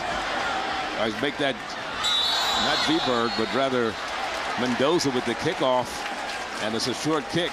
But that's one way you assure that Van doesn't return one, and we have a penalty marker down. Let's see what it's all about. And that's what you have to do. I mean, if you're going to go with the pooch kick, then you guys have to know you can't hit the guy if he calls for the fair catch. If he doesn't, you go for him and you knock his head off. But when he goes for the fair catch, hey, ease off. He can't advance the ball. No flag. So they wave the flag off at ESPNU's coverage of college football. Continues Saturday afternoon. The Cardinals of Louisville take on the Wildcats of Kentucky. And it'll be followed at 3:30 Eastern. The Akron Zips, in their new home, will host the Hoosiers of Indiana. College football on ESPNU and ESPNU HD coming your way on Saturday. Now, Charlie, you better than anybody else knows that it's Louisville, not Louisville. Louisville. All right. The Cardinals. Their own 45-yard line. Here's Sylvester on the carry. So for the second straight possession, Florida A&M starts at their own 45. But watch how many times Philip Sylvester changes gears and directions on this play here. As he's going, this play is designed to go to the left. Look, cut in there, another cut, one more cut here when the blow's coming. You know, exciting run, 6-yard run, but look at all the different angles and shifts and moves that he put on. Preseason second-team all-conference selection and rookie of the year in the MEAC in 2007 was Philip Sylvester. And he has the ball going to the right side this time, turns the corner and cuts it back in. Is very close to the first down marker at the 45 of Howard. Didn't it appear that Howard had that play sniffed out? Yeah. But he got another gear as he turned the corner. He's got another gear, and at the end of that gear, he's got that extra lean that I'm always talking about. Great running backs have to have the ability to lean forward. Even when you fall down, you just pick up 2 yards. And it's 3rd and inches now for Florida A&M. Full house backfield, straight ahead. Mikel Benson, the fullback, gets plenty, about 6 yards down to the 40. And he doesn't carry the ball that much, Jay. He normally is a good pass receiver, but now we see him carrying the ball. This is funny. Watch Benson get this ball. He's going to think about bouncing this. He looks, he said, hey, I'm going to bounce outside. Oh, no, I better not. I can't outrun anybody. Patrick Jean-Marie was the man who made the stop defensively. He thought he saw daylight. He was going to bounce it at 260 pounds. First down and 10, though, is gained.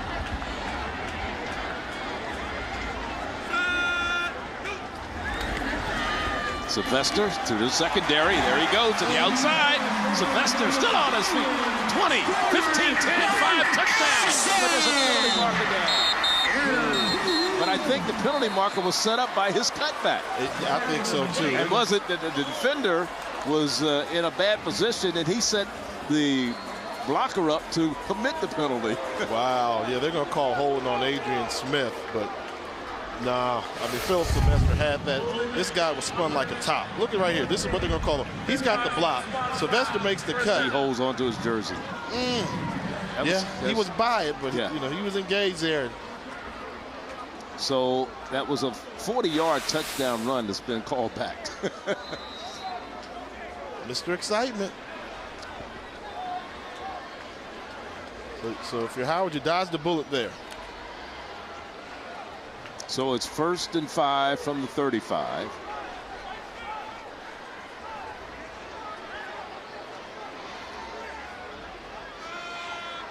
Henry's in the backfield this time. Pulley wants to go to the air. Throws up top. Into the end zone. Touchdown! Elliott, second touchdown reception tonight. 35 yards on the pass from Pulley. You never say it enough. Big receivers have to play big. They give you a luxury that smaller guys can't afford. The ability to throw it up when everybody's covered one-on-one. Pre-snap read, one-on-one coverage on the outside. Mano-a-mano. Pulley says, I'm not going to overthrow Kevin Elliott this time. Elliott goes up, catches the ball at his highest point, just jumps over the defensive back, Gerald Jackson. So the only time that Florida A&M had to punt tonight resulted in disaster and 7 points for Howard. When they put it in the end zone, don't worry about it, right? Lesson learned from Florida A&M, don't punt. Point after is good. 30-7 our score here with 5:01 to go in the first half of play. 35-yard touchdown pass.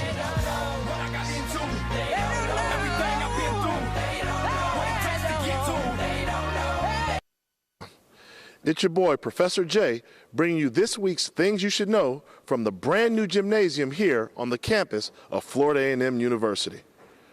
The Florida A&M Lady Rattlers have won 8 consecutive MEAC championships. During that span, they've been ranked as high as number 22 in the nation. Did you know that? They have been. And that time on the return for Howard University was Andra Williams. He brings it back out to the 26-yard line, and that's where Howard will go to work. They're trailing 31-7. Fabian Wilson there on the special teams to make the stop for Florida A&M. As you look at Floyd Hagler bringing his team back out onto the field. He has a big arm, he has good legs, and it's tough when you're behind, and he makes good decisions. His decision making has been great. Last season he threw 19 interceptions and only 17 touchdowns. Hasn't thrown an interception yet this season, but right now he's got tough work ahead of him when you're down by 24, but not so fast, Charlie. Did you know that? No, I didn't. You mean as a Division II? Did you know that Florida A&M was ranked 22nd in the nation once upon a time in women's volleyball? Oh, volleyball. No, volleyball. And during that season, in the 2004 season, when they were ranked number 22, they beat the team at home and snapped the University of Nebraska's consecutive home court win streak. The same year Nebraska won the national championship. Oh, that's great. Flag down again, and it's caught. Here's Carter.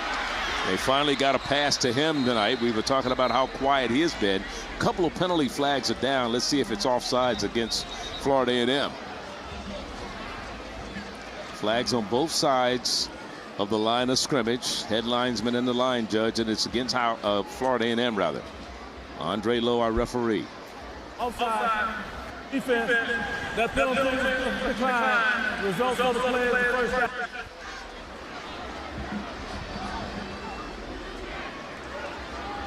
Don't forget to win those 2 tickets. That's right, 2 tickets to the Atlanta Classic. First down, the ball is spotted after a 21-yard gain up to the 43-yard line. First down for Howard. 4:37 to go in the first half.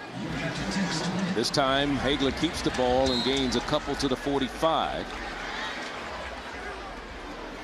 91, Marquise Ramos there to stop him for Florida A&M.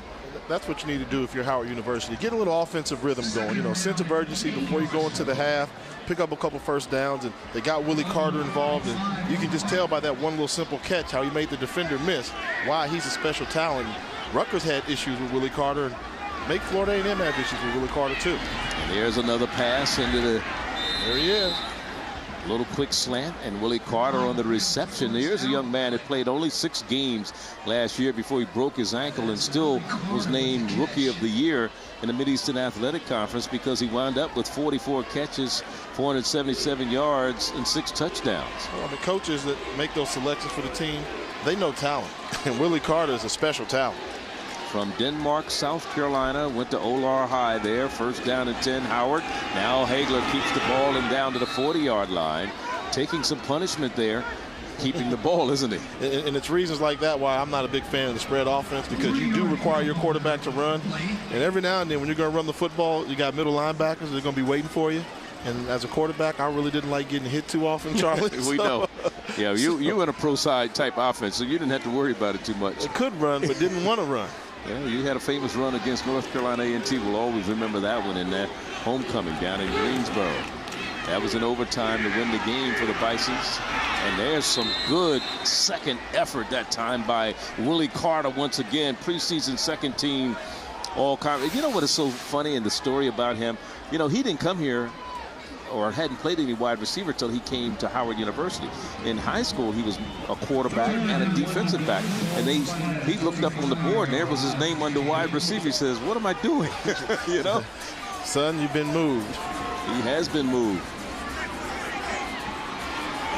28th in receptions in the nation coming into this game. And the FCS, 2 minutes and 30 seconds left in the half. The pitch to the right side. And nothing doing that time for Bryce. Trying to turn the corner. Hit immediately by Brian Parker, number 57. Yeah, but take a look at the cornerbacks playing this outside contain. You know, this is what you do. You're going to see them. They're going to try and run this ball. Look at the force, the outside force. You think you're going somewhere, penetration on the outside, nowhere to go but to force the running back to cut the ball back into a headache. That's how you play team defense. If you've got outside force, once you recognize it's a run, hurry up and get to the line of scrimmage, make the running back cut back inside. Howard's going for it on 4th down, under 2 minutes to go before half. Hagler wants to throw it. Now he's going to run. Gets to the first down marker. Great second effort by the quarterback, Floyd Hagler, out of Orangeburg, South Carolina. Let's go to Lowell Galindo in the studio. Lowell with an update. Yeah, this is what's coming up at the half. I mean, I think everyone wants to see Charles and Jade go head-to-head, so they will do that with College Pick'em. May get a little nasty. Also have the highlights of a nasty first half for Georgia Tech, and we'll give you the latest on USC freshman Matt Barkley. All right, we were looking forward to that. I understand Charles went out and bought a bat. Well, yeah, he can buy what he wants to, but, you know, scoreboard, as I like to say. Oh, let's look at it. 47-47. It's tied? Yeah, we tied this week, but I'm still up by 1. Let me ask you this question, Charlie. Okay. You go to a heavyweight fight, you're the champion. If it's a draw, do you keep your title? No. Yes, you do. They don't give it to No, I'm still the champ, I'm just messing with you because I got to stay with my namesake, Charles. Okay. Flag is down. False start on Howard University with 1:23 to go. And a second down and 10 facing the Bison. They still have time. They're within striking range, but the penalty moves them 5 yards further back, and the ball will be spotted at the 39-yard line. I like that little boxing analogy. Good fight coming up this weekend. Floyd Mayweather taking on Juan Marquez. And you know, if you're going to beat the champ, you got to beat him. I'm still on top. I hear you, but the season isn't over yet. That's what I told him. I'm going to keep beating him every week. As long as I didn't lose, I'm undefeated still every week. Hagler going Pressure. up top. Incomplete. Oh, that should be a flag. That should be a flag. It is. Going to the head. They may get ejected. Going to the head. That was Fabian Wilson, 38. That was unnecessary for the senior out of Bushnell, Florida. Defenseless wide receiver. Ball's tipped, it's gone, and he launched. Yeah. Not only that, he launched into the head. Defensive receiver, defense number 38, 15-yard penalty, automatic first down. Good call. Unnecessary penalty. I know Joe Taylor will admonish him for that. Yeah, that's just something that you can't do. I mean, your team is up by 24 points. True, Willie Carter started to make some catches, but he was in a defenseless position. And, you know, one thing you have to learn about football, respect the football gods. I mean, you know, we used to always say in the NFL locker room, the same things that make you laugh, the next time around they can also make you cry. You go out and hit somebody like that, somebody else comes out and hits one of your wide receivers like that. It's a 15-yard penalty. That's a first down. Ball spotted at the 23, a minute 16 remaining on the clock before halftime. 31-7 our score. FAMU jumped all over Howard early in this contest. First and 10 for the Rattlers, 23-yard line. Hagler now under pressure, throws, and that's close to being intercepted. It's out of bounds on the far sideline. Coming up with it was McCurtis Holcomb, number 24, but they're going to say he's out of bounds. Look at this. I thought DBs couldn't catch, but not only did he make this catch, look at him try and tiptoe the line. Yeah, his feet was clearly out. Clearly?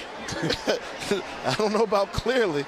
Look at that. He's coming there, that left foot. Yeah, he's out. He's on the line. Yeah, right on the line. But good job showing some athleticism and body control. 2nd and 10. Clock stopped with the incomplete pass. Minute 11 before half. This time, Hagler keeps it, slides forward, and that's all he's going to get. Parker on the stop defensively again, number 57 for Florida A&M.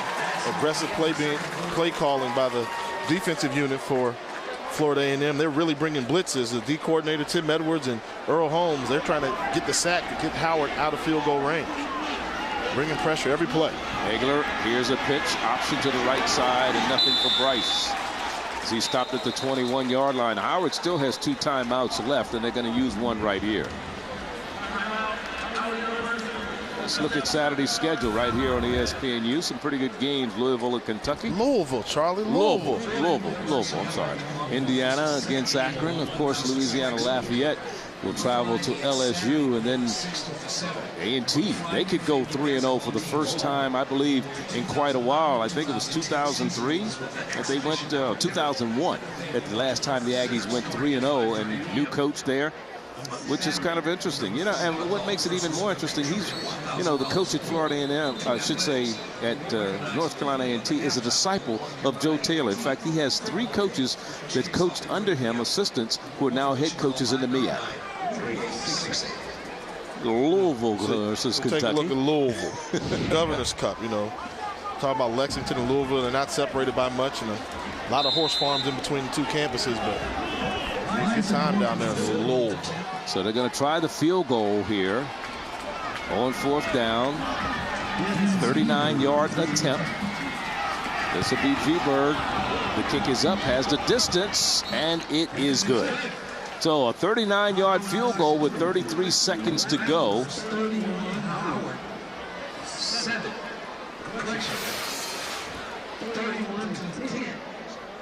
And Kerry Bailey has to feel pretty good about that. 3rd-year coach, product of the University of Tennessee, a Vol, and a 92 graduate there. One of the things we talked about earlier, you know, North Carolina A&T has been definitely the surprise of this early college football season. As we go back to that SBN HBCU poll there, you know, and you'll see it's shaping up. You know, preseason, everybody thought that State and FAMU would be great. You got Grambling and Prairie View. You know, that game that they're going to play will have significant ramifications, but don't sleep on Southern. Number 7, they're sitting there waiting in the weeds, and Alabama A&M off to a really good start this year. That's been one of the surprise teams there. They're 2-0, and they're trying to take command of that Eastern Division of the SWAC. The Bulldogs are back. Yeah, we'll go back. You're talking about the Bulldogs and of Alabama A&M, but you're talking about the coaches that's had success under this man who were assistants to him. Donald Hill-Lilly at Morgan State. You've got Donovan Rose, now the head coach at Hampton. Yep. And, of course, Alonzo Lee, who's now at That one goes out of bounds, so a penalty marker will go down.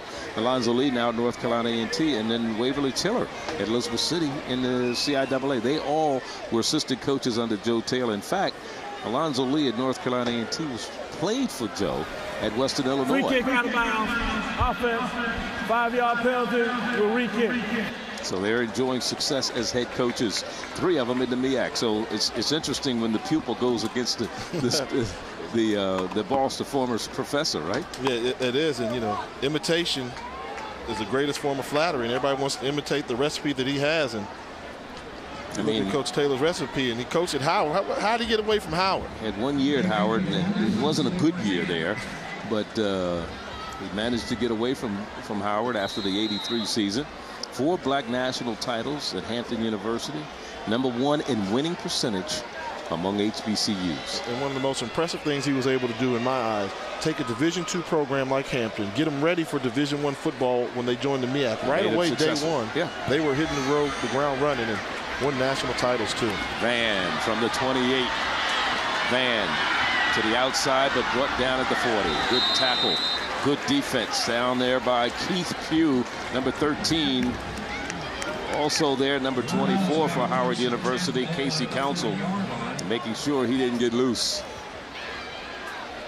So, one play probably for the Rattlers of Florida A&M before halftime. Think Pulley's going to try to go into the end zone? Well, I think that, you know, knowing Coach Taylor the way I think I do, probably let Philip Sylvester touch it, see what he can do on one of these runs. You know, you get the ball to Sylvester, he makes one guy miss. That gets the ball downfield just as fast as a pass. It could be a 60-yard run. Not careful, right? He's got them spread out right now. They may be spreading them out in order to run the football. Now Pulley's going to go upstairs. Lets it fly. And this one is caught right at about the 36-yard line. Finally, there was Gerald Jackson defensively for Howard University. And a first down is gained, and they still have time. The clock stops. If they just complete a 25-yard out route. They just completed a big out route. That's a big arm. Can't do that. Clock is moving. Now FAMU doesn't use its timeouts. They have 3 remaining. Pulley standing in there. Caught from behind and struggles forward inside the 30 to about the 34-yard line. And now a timeout is called with 5.2 seconds to go. Look at the numbers on Pulley so far tonight. 9 of 15 in the passing department. 146 yards and 2 touchdown passes to Kevin Elliott. A good day at the office. Not a bad one for Joe Taylor's group. You know, one of the things, if you think about it, how you know if somebody's really got the passing game under control, hasn't come close to throwing an interception. I mean, we haven't seen him throwing the ball between 3 people. You know, he tried to take one and stick the ball in there to Elliott, but all strong arm quarterbacks always try and steal seam routes and stick it in there that way. And that's how you know he understands the passing game. And seeing how far he's come in such a short period of time is remarkable and tells me he just has a tremendous football IQ. You saw Joe Taylor standing on the sideline there. You know, you talk about this could be their year. 18 starters back on this team. 24 of them are seniors, a senior-laden team. And what he's most proud of is 32 of them came in the spring, had a grade point average of 3.0 or better. This is a 51-yard field goal attempt. It has the distance. It is good. 51 yards for make that Trevor Scott, as the clock goes to 0. Boy, we found a kicker. Anything you can do, I can do better. 51-yard field goal to end the half and help put a little bit more spice up in this Rattler Nation crowd. He kicked a 47-yarder earlier, and now a 51-yarder. 34-10, our score at half. Now let's go to Lowell Galindo and Charles Arbuckle and the Sports Center U.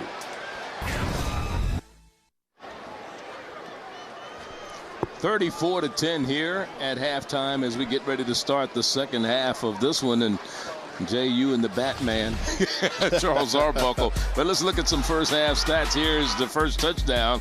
Sylvester, a 9-yard run, and then the pass to Kevin Elliott. He turned that one into a 46-yard catch and run play. And then here's Van, Leroy Van with the 58-yard punt return.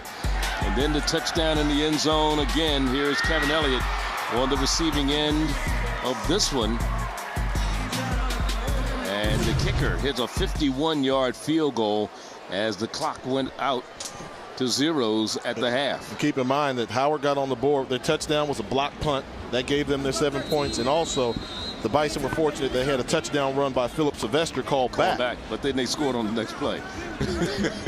So, you know, sometimes it's your mental ego, Charles. You know, Charles, you got to realize, you know, I got to treat you like I treat Charles Arbuckle in the studio. I got to school you too, huh? That was a 35-yard pass right after that was called back. Here's the kickoff bobbled at the 1-yard line by Andre Williams. Andre Williams up to the 22-yard line. They'll mark it just shy of the 23. And Howard will get the first possession of the second half. That's something, you know, that's the third time he's bobbled one of those kickoffs there. And he has a great ability to run the football, but you have to have the ability to catch it first. Along with Jay Walker, Charlie Neal here. This is a MEAC matchup between the Rattlers of Florida A&M and the Bison of Howard University. We're at Bragg Stadium in Tallahassee, Florida for this one. 34-10 our score as we start the third quarter. Floyd Hagler at quarterback for the Bison, complete to Carter. Carter is sandwiched in between a couple of defensive players. Leroy Van, one of the people there defensively on the play. You know, we talk about wide receivers, and I always like big wide receivers to play big. And Willie Carter, he's one of those guys where he's a lean wide receiver, and he plays lean. You know, he's got these different angles, and he's elusive. You know, you got DBs coming in there with good angles on him. He just slides to the left, slides to the right, and very hard to get a good shot on Willie Carter. Hagler throws. Well, you're talking about being separated from the ball. That was Todd Hodges, number 85, and the man who hit him was Fabian Wilson, number 38. The senior out of Bushnell, Florida. He got a penalty earlier for a high hit. And that's one thing you know about it. If Fabian Wilson does nothing else, he's going to hit you. And that's a good thing to have when you're the strong safety in the box. To be known as a hitter, this one was between the whistles, good legal hit. That's good hard football. That's what I like to see. It's third down now facing Howard. Hagler going to the air once again. And this one is caught. Keir Hall on the stop. And the reception made by Jeff Miller. Number 82, the sophomore out of Pittsburgh, Pennsylvania, young man who transferred from Iona. Watching that right now, you got Hagler, the quarterback, throwing those watch-out balls. As soon as he's throwing it, watch out. I mean, Carter was elusive enough to elude the big hit. Then the next pass, somebody got hit, and then on the last pass, Jeff Miller got hit. This time a flag is going down, false start as the handoff goes to Charles Bryce. Prior to the snap, false start, 82 White, 5-yard penalty, remain first down. Bryce had 5 carries in the first half for 16 yards. Hagler, the leading rusher for Howard University, with 29 yards in the first half. Philip Sylvester, the leading rusher in the game, averaging 5.7 yards per carry on 10 attempts on a touchdown.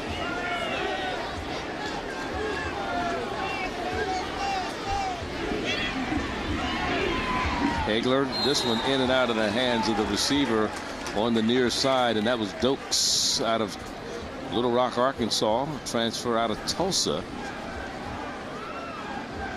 You know, one of the things that talking to Calcutta, Nick Calcutta, the offensive coordinator, he says the team has very little experience at the wide receiver position. You know, the most experienced guy they've got there is Carter. And he only played 6 games before this season. And he's just a sophomore, so that lets you know they don't have a lot of catches between this group, but that's why schematically he's trying to put him in position for success with the more controlled passing game, completely ditching the vertical passing game. Hagler throws, and it's uncatchable. Keir Hall defending on Todd Hodges. And that'll bring up a third down. Yeah, look at the safety blitz coming. You'll see it on the left side of your screen. Number 21, Mike McCary comes in. Ooh! As soon as the ball's delivered, put a hit on him. And we say if you're going to blitz a quarterback, you got to make sure you get there. And even if he gets the pass off, hit him, let him know you were in his neighborhood. 3rd and 15 for Howard. They're 2 of 7 in third down conversion so far tonight.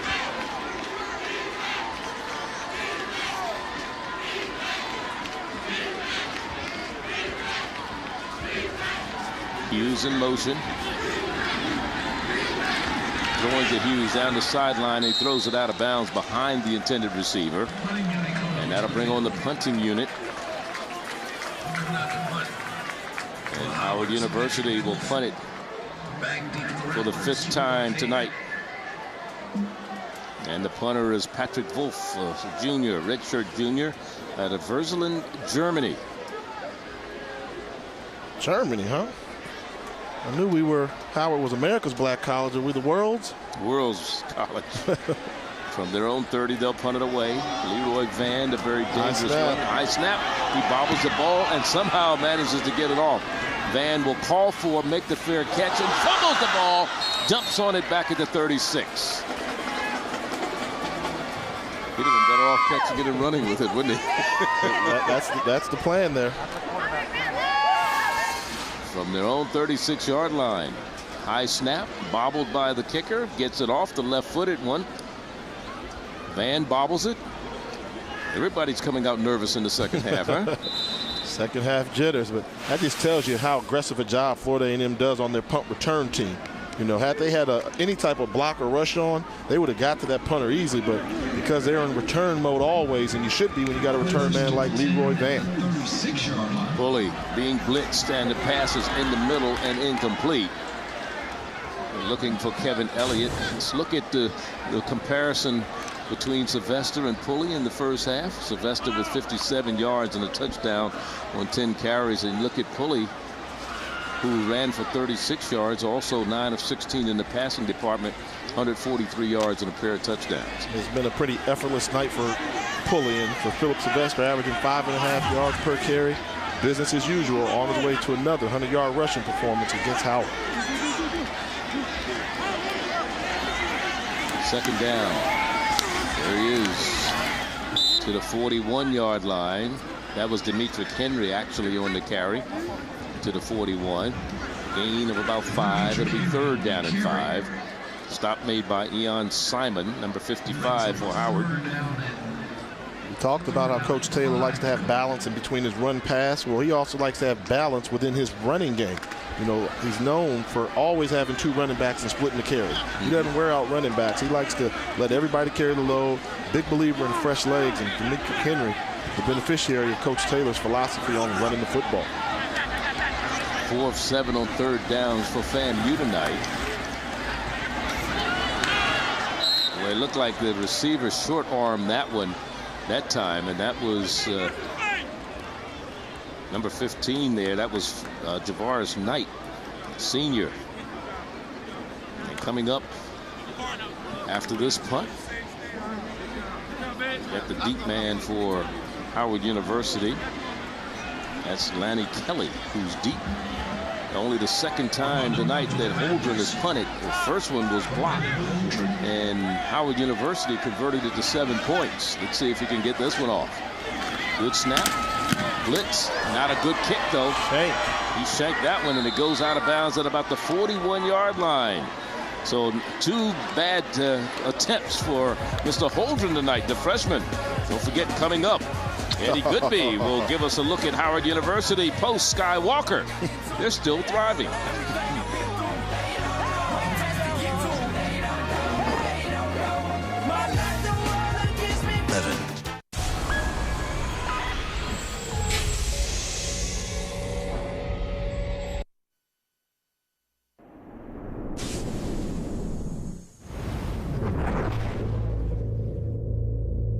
We continue to strive towards service with the Howard University Hospital, which cares for many of the city's homeless and poor free of charge. Howard students always rise above the standard of excellence set for us. Truth and service is our motto, and we live up to its creed. Simply put, this is Howard University. For ESPNU Campus Connection, I'm Eden Godby. All right. Just don't say it. You told you. Simply put, we are Howard University. 1st down and 10. Howard with the ball right now, trailing 34-10. Second possession of the second half. Under pressure is Hagler. He just throws this one away, and it goes incomplete. Good job by Hagler. Let's look at Howard University profile. They're located in Washington, D.C., the nation's capital. Founded in 1867, over 7,000 enrolled. Dr. Sidney Rabeau is the president. And, of course, Debbie Allen, Sean Puffy Combs, Roberta Flack, Thurgood Marshall, Tony Morrison, and who? Snuck in there. Yeah. I'll tell you something about Jay after this play. Second down. I know everything about him. No snap. Throws it. Incomplete. Carter. Yeah, that was a penalty. That was a penalty. I believe the man who committed the penalty was 24 for, that was Holcomb. Curtis Holcomb for Florida A&M. And so that's going to move the chains. But we're talking about Howard University, talk about Jay Walker. He still holds a school record at Howard for completions. Defense, number 24, 15 yards from the previous spot, automatic first down. He still holds the record, the school record for completions. 223 yards, 223 yards in a season, 3,364 total offense, 3,509 completions in a game, 38 in 93. Now, he didn't have touchdowns in a season. Ted White has that, 36 and 96. And I had a fullback that rushed for 20 touchdowns. You know, we throw the ball all the way down the field, and Rupert Grant come in and run the last 2 yards. Here's Williams on the carry. Good run. Williams still on his feet and finally run out of bounds on the near sideline. Down at about the 15-yard line by Dremitsky Wilson, number 92, who ran him down there. Wilson, a defensive end at 270 pounds, did a good job. He got out there, you know, just keep that engine going. Look at Williams here. Bounce to the outside, make a guy miss, and show little jets on the outside. All this was started because Willie Carter had a second effort for that ball, got the flag, kept the drive alive. Howard's driving. That was a 26-yard run. Here's Williams again. Ball is loose. And Florida A&M has it. Wow. Right at the 10-yard line. Coming up with it, number 49 on the recovery. And that is Greg Bowler, the linebacker. Wow, you know, you make a good run, and that's the thing when you got babies running the football. You know, they come out with a great run, and then they try and get that second effort, and they get stripped from behind. That's just something that you learn from it. Those are the growing pains you have to go through when you've got young people carrying the football. Tremendous effort. We saw the talent there, but every now and then you just got to learn that extra yard is just not worth it. The first turnover of the ball game by either team, and this would be Florida A&M's ball from their own 10-yard line, first down and 10. Now you need your defense to step up and make a play. Step up, make a play. Your offense show they can move the ball a little bit, see if the defense can step up and get them back in. Pulley wants to run it now. Not much running room. Takes him a leg and gives it, takes it back, and then he makes something out of nothing. Actually gained about 7 or 8 yards on the play. Not much running room, but he still picks up 8 yards. I mean, you know, and that was just him, the shiftiness. You know, he's a guy that can settle in the pocket and pick you apart there. And when they run, and I know the fans would love to see more called runs, but Coach Taylor has the confidence in Pulley to make the right decisions when to run and pass the ball. And you see Pulley there pick up positive yardage on first down. 9-yard gain on the play. It'll be second down and 1. That was a play looked like it wasn't going anywhere when it started. Sylvester. You look at Pulley looking at his wrist, along with Demetric Henry in the backfield. Pulley looking in the middle. Elliott in and out of his hands. He's dropped a couple of nights, and he got hit pretty good there. And the man who hit him was Ron Jameson. Jameson has been doing a pretty good job at that safety spot, hasn't he? Yeah, he's been staying at home, and that's what you want to do. And we talked about earlier, if a guy's going to come in your house, then you need to hit him if you're a safety. And that's the second time they come there with Kevin Elliott in that window, and Jameson did a good job of closing that window in a hurry. Jameson's going out. He's a little shaken up. He's over on the sideline. And here's a short yardage situation. Here's the fullback, Michael Benson, and Michael Benson gets the first down to the 25-yard line. Wow, I mean, they ran that play in the first half. They ran again in the second half, and they telegraphed the play to let you know that it's coming. And Benson feels so close. He keeps telling Coach, keep calling. I'm going to break one, Coach. I'm going to break one. Now, he's not going to go far before he falls in that hole, right? That's what they say. You know, they got to work on the balance issues there with Michael Benson. But, hey, it takes a knack to be able to get those tough yards, and he's perfect tonight. First down and 10 now for the Rattlers.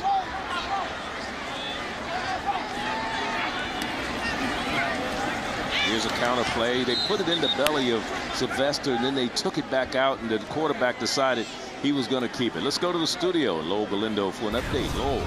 Yeah, Charlie, Miami really pouring it on Georgia Tech at this point. Javaris James with a 3-yard touchdown run, 24-3 Miami. Someone should have shared the words of Jay Walker. You don't win silver, you lose gold. Hey, that's the words to live by. Just like my dad always told me, you never go broke taking a profit. Well, that's true. How can you go broke if you're getting profits all the time? 2nd down and 10 now for Florida A&M. Again, the quarterback decides to keep it, and the ball was on the ground. Looks like temporarily, but they get it back.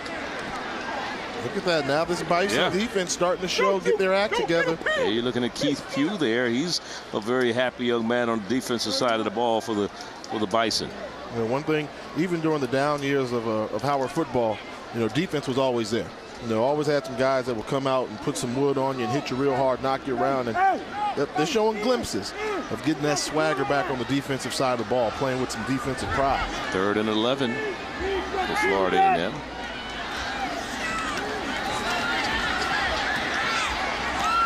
This one is caught for a first down at the 45-yard line. Coming up with the catch that time was Ike West. He had a big game last week against Winston-Salem where he caught 6 passes and a touchdown. You know, this is Pulley just saying, hey, I know the weakness is the middle of the field. I'm going to attack the seam. There's nothing you can do about it. That was great defense by Howard, but it was just a greater throw by Curtis Pulley and a tremendous catch by Ike West. Only his 2nd catch of the night. He has 45 yards on 2 receptions.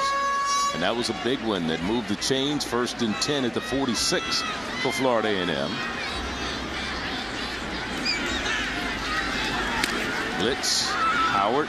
Here's dropped again by Elliott. He's had the dropsies tonight. He's got 2 touchdown catches, and nobody touched him that time. And he still dropped the ball, although Jameson was in the vicinity. Yeah, that's one where he might have said, hey, boy, drop that ball. Boo. Sometimes they say boo when they drop it. Ball thrown slightly behind, but we expect Kevin Elliott to make that catch, and he might have been thinking about the move he was going to put on Jameson before he actually caught the football. Elliott came into tonight's game having caught 6 against Winston-Salem last week and a touchdown, and 3 against Delaware State in the season opener. He has 2 touchdown receptions tonight. And now a timeout is being called by Rattlers of Florida A&M. We're going to step aside. Joe Taylor's team in command right now with 8:31 remaining in the 3rd quarter. 34-10 is Florida A&M's advantage. Professor Jay will join us when we come back. The Howard Bison football team has not won a MEAC championship since 1993. But the Bison are well represented in the National Football League, with 5 former Bison currently on active rosters. Those 5, Antoine Bethea, Ron Bartell, Marcus Douglas, Jeffrey Pope, and Tracy White.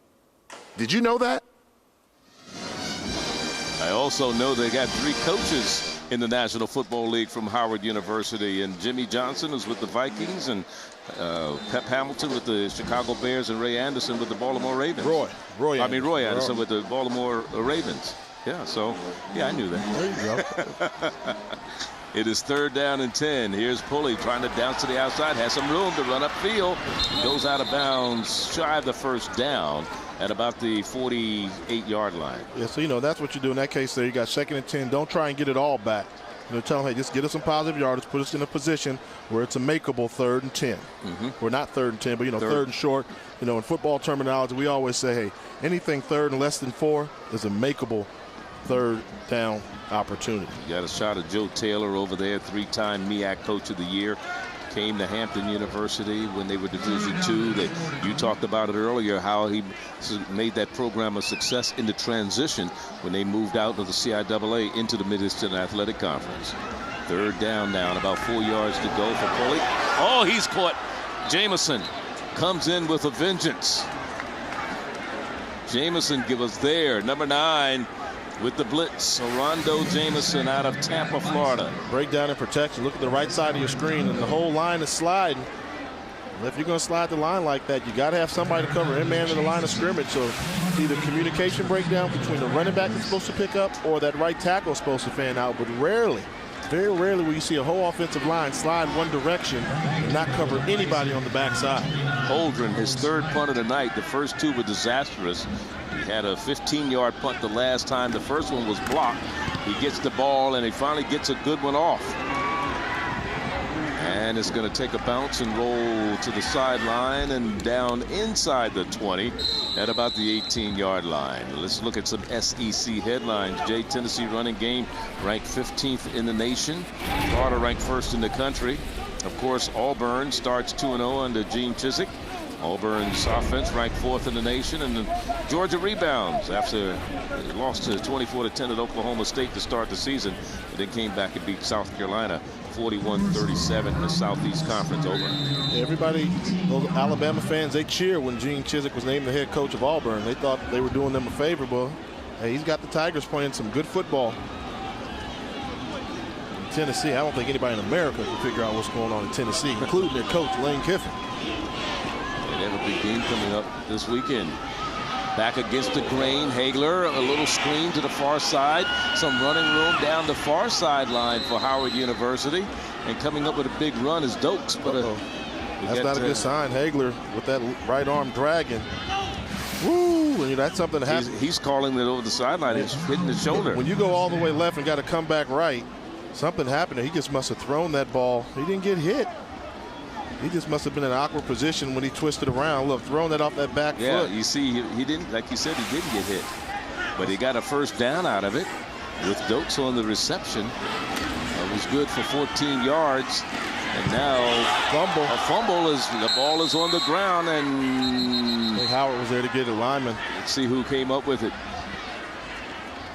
They were fortunate to keep the ball. They've already turned the ball over once in this game.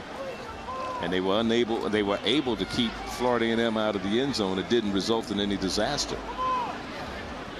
Got to hold on to the football. You know, this Rattler defense has shown the tendency to go in there and strip the ball out to try and create the big play. So if you're Howard, run that ball with 2 hands, squeeze it extra tight. Bryce now with the ball to the right side, breaks one tackle but can't get away from the second green jersey of Florida A&M. Damian Priester, number 56. Was there to make sure he didn't get loose, so to bring up second down. You know, when people talk about turnovers and having the ability to strip the ball from runners, you can't do that unless you have great team speed on defense. Because if you're making a one-on-one tackle, you just got to tackle first. But when you get 3 or 4 guys getting to the football at one time, that gives the defense the ability to go for the strip and try and create the turnover. So this is a 3rd down facing Howard, where they are 2 of 8 in 3rd down conversions tonight. The pass out in the flat, caught and out of bounds immediately. After the reception goes Xavier Rucker on the far side, and it should be enough for a 1st down. Real close. I mean, that spot was close there. He did not get the favorable spot. You see him go out of bounds, and that official's going off of that right foot where he came in. Look at where this right foot comes in. Right there. Maybe he didn't get the 1st down. They may have to measure this one. That's going to be very close, as you said, Jay. It was closer than I thought, because it looked like he went out on the far side of that down marker or the chain.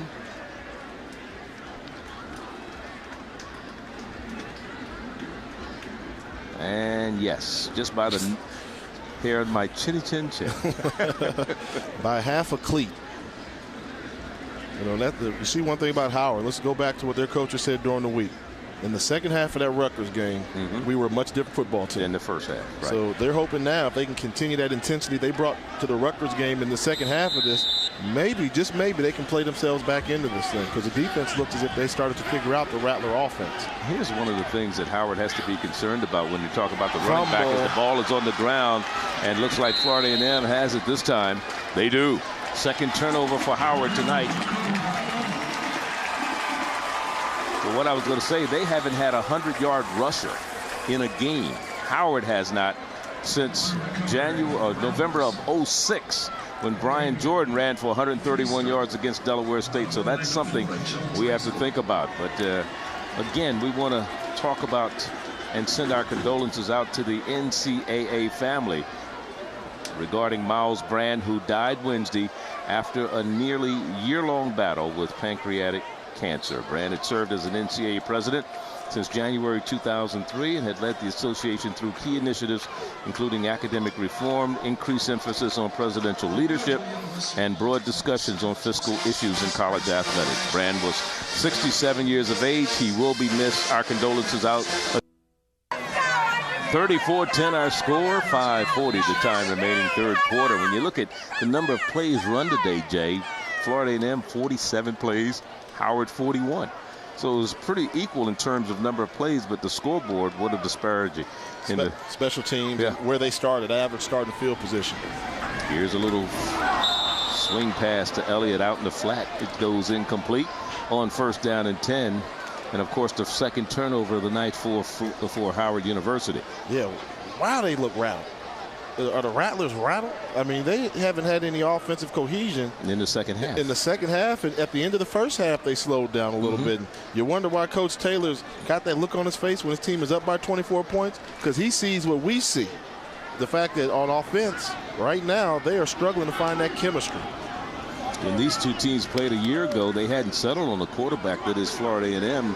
The battle and Pulley was still battling for that position, and both of them had a pretty good game. As you know, they won big. Here's a pass, and Elliott holds on this time, and a first down is gained to the 30-yard line. Elliott on the reception.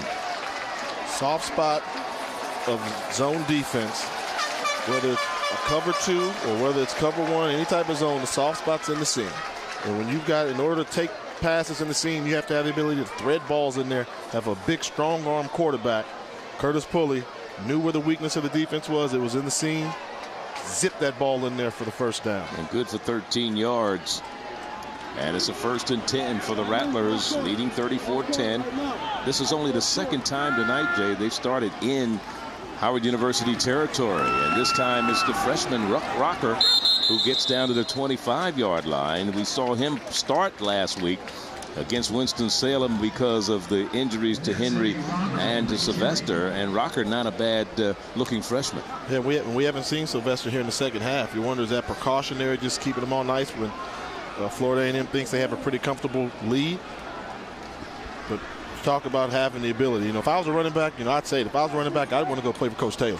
You know, if you're going to start running back with him, you're going to get 1,000 yards plus, and you'll get your touches. You're going to touch the ball, believe me. Rocker stays in there. The freshman out of Ocala, Florida, number 9, and he has the ball once again, going to the left side, cuts it back inside, close to a first down at the 21-yard line.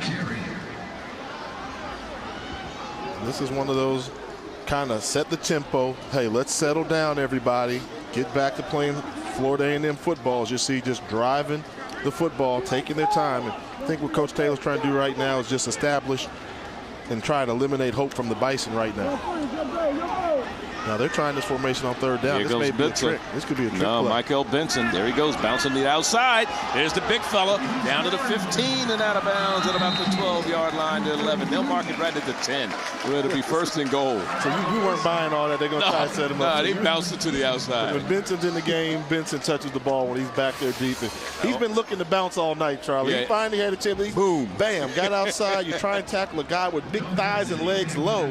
That's not where you want to be. You got to get up in his waist, and couldn't hold on and wrap. You see Benson, look at him. I'll tell you what's impressed me about Benson, not only this year but last year, is for a man his size, very good hands. Good pass receiver. He's caught more passes than he's run the ball. First and goal to the right side. There goes Rucker. Rucker into the end zone. Touchdown, Florida A&M. We called it the thunder and lightning combination last week when they relied on it. Well, you saw them thunder with Benson on the previous play. Well, here's your lightning. Look at the flash. Oop, you got me? Nope, play's over. Touchdown, I see end zone. You know, once a good running back has that look right there, strike up the band, get the March of 100 going.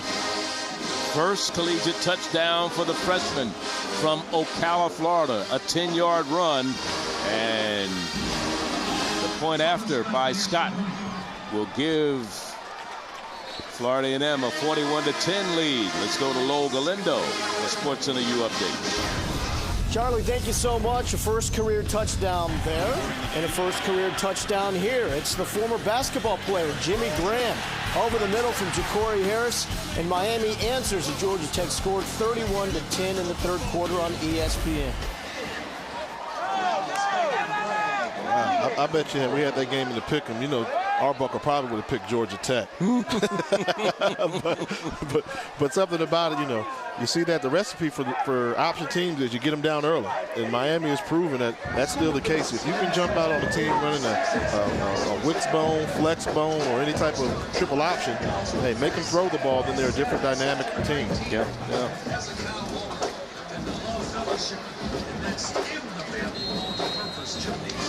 3:22, the time remaining in the third quarter. Now it's a 41-10 lead. Last year it was 51-0 FAMU after 3 quarters, but Howard University has played a little different ball game. Mistakes is what's hurt them. They gave up a long punt return for a touchdown. They gave up, they just fumbled the ball, which resulted in 7 more points for Florida A&M. Not a good place to play here in Bragg Stadium. The house that, oh, what a horse collar.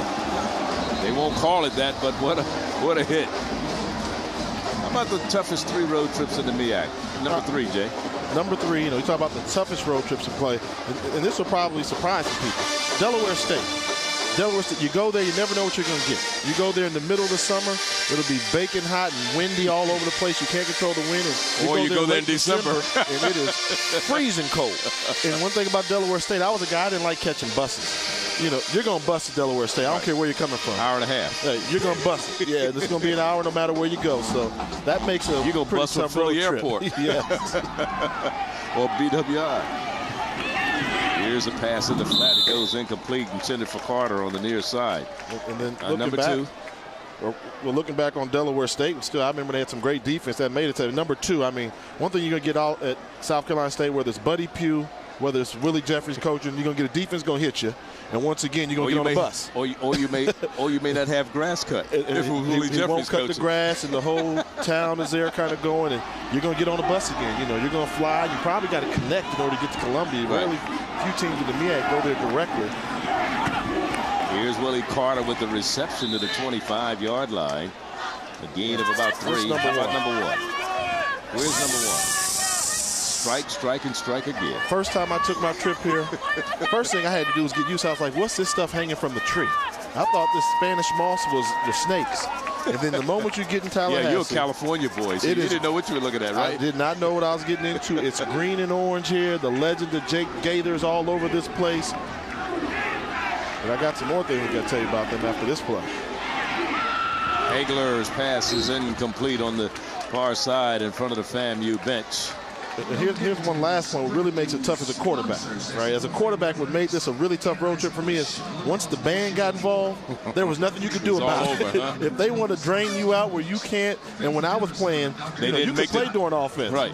Man, they would strike up that band, so all week you had to practice hand signals. They threw your rhythm off. They're called the March of 100, but how many are there this year, Charlie? 400. There's 400 I counted 38 tubas. When they strike up the band for crowd noise, there's just absolutely nothing you can do about it. One of the great bands around is Florida A&M Marching 100.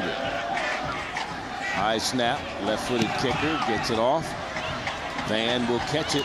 He fumbles the ball once again. Now he picks it up. That might be good for him. Look at this. He's got a wall, far side. Kicker's the only one in his way. Here we go. At the 10, 5, touchdown. Florida A&M. 66 yards. 2 last week, 2 tonight. I don't know if he's the greatest I've ever seen, but he's right up there. Fearless. Starts off making a mistake. You never try and field a punt, catching it over your shoulder. It's not baseball. You don't have gloves. But once he makes a mistake, look at him get to that wall. And once he gets right there on the outside, like Primetime used to say, punter, once I got my eyes on you, it's over. Strike it up. He makes it look easy, but he's one of those guys. He made a mistake and made up for it easily, right? He needs to give the whole special team his meal card. You know, he ain't got no money to feed him like you do in the NFL, but everybody on special teams, just take him out. Here's your meal card, because he had the ability to get a body on a body. Just look at the body. Look at the rub. Just a little push right there. He's got a whole entourage ahead of him. Sets him up, cuts inside. Tremendous job by the Florida A&M special teams unit. Second week in a row. He was number 4 in SportsCenter plays of the day last week. He may go to #1 tonight. Yeah, but you got to give me 3. You got to give me 3 if you're going to move up. You know American society. We still have 17 minutes and 16 seconds of football left.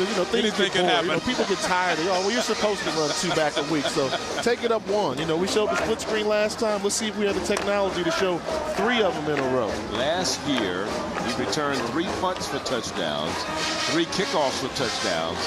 So far, in 2 weeks, he has 4 punt returns in back-to-back games for touchdowns. And he's not sneaking up on anybody this year. They know about him. He was preseason All-American. Right. You know this right here, this atmosphere here? This is FAMU football. When they get to playing that song there, and everybody gets to shaking those things and they're partying.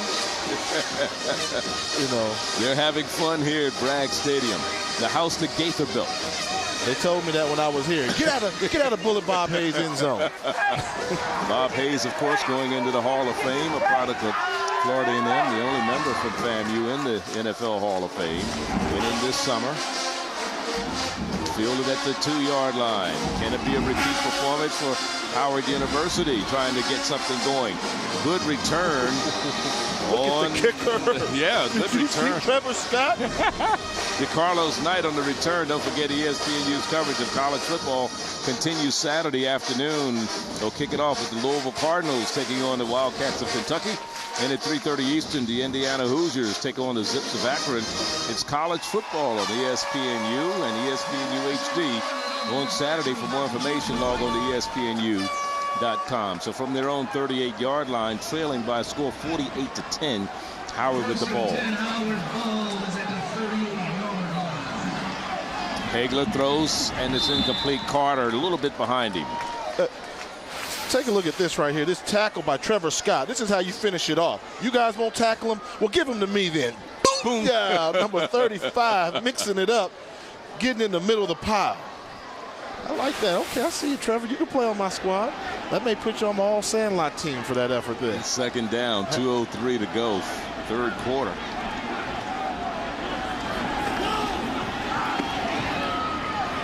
This one a little bit too big for everybody. Intended receiver was Todd Hughes. I'm going to tell you what you need to do right now. You're Howard University. It's 3rd and 10. Now, during that break, this stadium caught on fire. They started playing that FAMU traditional song, and everybody's waiting. If you don't convert, can you imagine how loud this place is going to be when Leroy Van comes on the field for a punt return? You need to get this right now, Bison. You need to get third down. If there was anyone you needed, right? You need this. They have 3 of 10 in third down conversions tonight. Some good pressure as a sack on the quarterback, Floyd Hagler. There is a sack. And now the crowd's excited because there was a sack. Yeah, they were sacked twice by Rutgers last week, and now we got an injury. Somebody's a little slow getting up. And is that Hagler? Yeah, that's Hagler at the bottom of that pile. Look, I mean, they're bringing overload one side, 5-man rush. You got 6 guys blocking. You've got to be able to protect your quarterback. And that Florida A&M defense had 4 sacks last week against Winston, 1 against Delaware State, and here comes 1 tonight. Well, he actually fumbled that ball at the end, so good job by the running back to be there to pick up the football. That was a lot of football down there. Now they're kicking the ball to who? Van. Mama, there go that man again. If nothing else, shank it out of bounds. There he goes. He's a smart kicker. That's a good kick. That's a good kick. Down inside the 29-yard line, 30-yard line to the 29. A good kick by the punter, Patrick Wolf, out of Würselen, Germany. Good for 41 yards, no return. That was the best thing about it. Yeah, well, there was a whistle on the field, so everybody stopped. I don't think anybody thought the play was taking place, and there was some confusion as to what happened. So Florida A&M with the ball at their own 29, leading 48-10. So, Charles, let me ask you this. What'd you think about my road trip list? See, I wasn't just talking trash. No, I've been to all those places, and I kind of agree with you. You want some honorable mention? People won't know this one. No, well. Norfolk State would be honorable mention. They have the largest on-campus facility in the MEAC. Hampton could be. And behold, the green and gold, they've got a fan base. Oh, yes, they do. Returning and trying to reverse the field is Demetric Henry. We're going to see some new running backs in the lineup now for the Rattlers of Florida A&M. We're going to see some new people. Joe Taylor may decide, especially with the fourth quarter coming up, maybe even we'll see Battle come in to line up a little bit and run the ball. We'll see maybe more of Rocker as a running back. This probably is the last play of the third quarter. We have not seen Sylvester here in the second half. Here's Pulley going to keep it, and he's going to take off around the left side and run out of bounds. Smart move, because there was nobody over there but white jerseys. No blocking up front in front of him. Yeah, that was a sacrifice there. They brought the blitz from the outside, and Pulley knew that, hey, the defense had the right play call for the right occasion, so put the ball in his belly, take it out, don't let him get tackled for a loss. Hey, minimize your losses. Instead of losing 6 yards, they only ended up losing 2 yards. So this third quarter is coming to an end here in Tallahassee, Bragg Stadium. It's been all Florida A&M, and they lead it by 38 points. And it's been after a 34-10 halftime lead, they've increased it to 48. As we start the fourth quarter, new quarterback in the lineup for Florida A&M is Eddie Battle, a redshirt junior from Titusville, Florida, Astronaut High, and he was in a battle with Pulley last year at this juncture when these two teams played. Lost his job, and this one goes incomplete, trying to get to Kevin Elliott down the field. You know, and one of the things that the coaches talked about with Eddie Battle, handled it well. I mean, I understand when you're a quarterback and you're expecting the team to be your team, and then you get a gentleman like a player like Curtis Pulley come in and transfer in, then all of a sudden that kind of dampers your future a little bit, but he's handled it well. I mean, that was the first incompletion he's thrown on the season. He was perfect going into this game, and he actually took the time last year to really teach Curtis Pulley the offense. He did. We got a chance to sit down and talk to both of them last year, and it was kind of interesting how the camaraderie was between the two. Yes, and you know, one thing about Battle, what he wants to do when he's done playing football is he wants to be a coach. Yeah. Good kick. Fair catch call for. Fumble and recovered by Howard University. Don't forget, high school football action continues on ESPNU Friday as the Oaks Christian Lions travel up to Washington State to take on the Skyline Spartans. See the future stars of the gridiron today. The Spartans ranked number 9 in high school polls. The Old Spice High School Showcase on ESPNU Friday night at 10 p.m. Eastern. And for more information, log on to ESPNU.com. Along with Jay Walker, Charlie Neal here in Tallahassee. 14:46 the time remaining, and Howard with the ball. 1st and 10 at their own 34-yard line, and a new quarterback in there for Howard University is Jared Dorsey, number 7, running the offense now for Kerry Bailey. He is a redshirt freshman from Ellenwood, Georgia, and 48-10. I guess why get your key people, you know, hurt with 15 minutes of football left. Yeah, every now and then, you know, teams get tired of beating up on each other. And both of these teams came out here and really beat up on each other. The backup quarterbacks are in here. And Jared Dorsey's a guy where they really think he's got this position locked down. He came out and it really impressed everybody. Tried to challenge for the start job a little bit. I was going to say, he gave Hagler a little run for his money at the beginning of the camp, didn't he? But at the end, they went with the senior leadership there.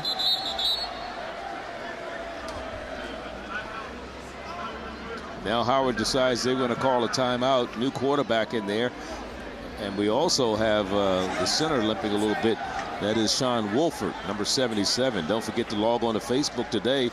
Search ESPNU and become a fan. Post your best tailgating photos and comments. And we may even use them on Inside the Polls, which comes your way Monday at 6 p.m. Eastern on ESPNU HD. And some top FCS performances of the week last week. We got Todrick Penland of McNeese State, 127 yards, 121 yards receiving, 3 touchdowns. Christian Anthony from Grambling, 2 interceptions, led to 2 touchdowns, and he also forced a fumble as the Tigers won. And Tremaine Johnson from Montana, 2 interceptions in the end zone against UC Davis. Hey, I saw Tremaine Johnson. I remember Tremaine Johnson that played for Grambling, and Eddie Robinson, who was one of those wing backs when they ran that wing formation, and boy, could he get it done. In motion is Rucker. And here's the quarterback, Jared Dorsey, taking the ball straight ahead, very close to a first down, about a yard shy, with 14:21 to go. the QB draw, and then one of the things, if you're Jared Dorsey, what you want to do is show your ability. Show your ability, what you can do, and maybe make it tough on the coaches to continue to keep Floyd Hagler as a starting quarterback there. Don't go out there and force things. Run your system there. He's got these fresh legs. Looks like he's very mobile. Good to see the nice energy spark plug off the bench. He wants to go to the air this time. Now he wants to run, and he's going to be brought down shy of getting to the first down marker. And to bring up a fourth down punting situation for Howard University. Oh, that was a first down. I'm sorry. Correction. See, and right there, Mr. Dorsey, there's the element that is college football. You're in high school, you run for 10 yards, you come out next time, you run for another 10, another 15. But in college, no, you run for 10 the first time, they put a spy backer on you the second time to make sure it doesn't happen again. Second down. Now he wants to go. Whoa, that ball is picked up. They're going to call it an incomplete pass. Kendrick Washington, 97, picked it up. The ball did hit the ground, but as the quarterback's arm was going forward, so to bring up a 3rd and 11, 3rd and 12. Let's see who hit him. Gotta know your like Greg Bowler, number 49, the linebacker. Yeah, left side of your screen. That's nothing about a protection breakdown. That's just a poor job of blocking by the running back in the backfield. He went up to attack with the line of scrimmage, went for the cut block. Andre Williams, number 4, went for the cut block, missed him. Get your quarterback lit up. 3rd and 12. They're coming with the blitz once again from the left side. Now quarterback Jared Dorsey steps up and is short of a first down and still bring up a 4th and about 2 as he got across midfield into FAMU territory, but not enough to get the first down. And that's something you gotta learn. You know, that mental clock. You got to know you're down in distance. You know, having the ability to run for 3rd and plus 12. You got to make sure you can get it. Well, you go for it just to keep Leroy Van on the sideline, right? Yeah, that's pretty smart too. That's good defense. And now another timeout is being called by Howard, and I think that's their second. They have 1 remaining. 12:55 the time left in this one. We'll be back to Tallahassee in a moment.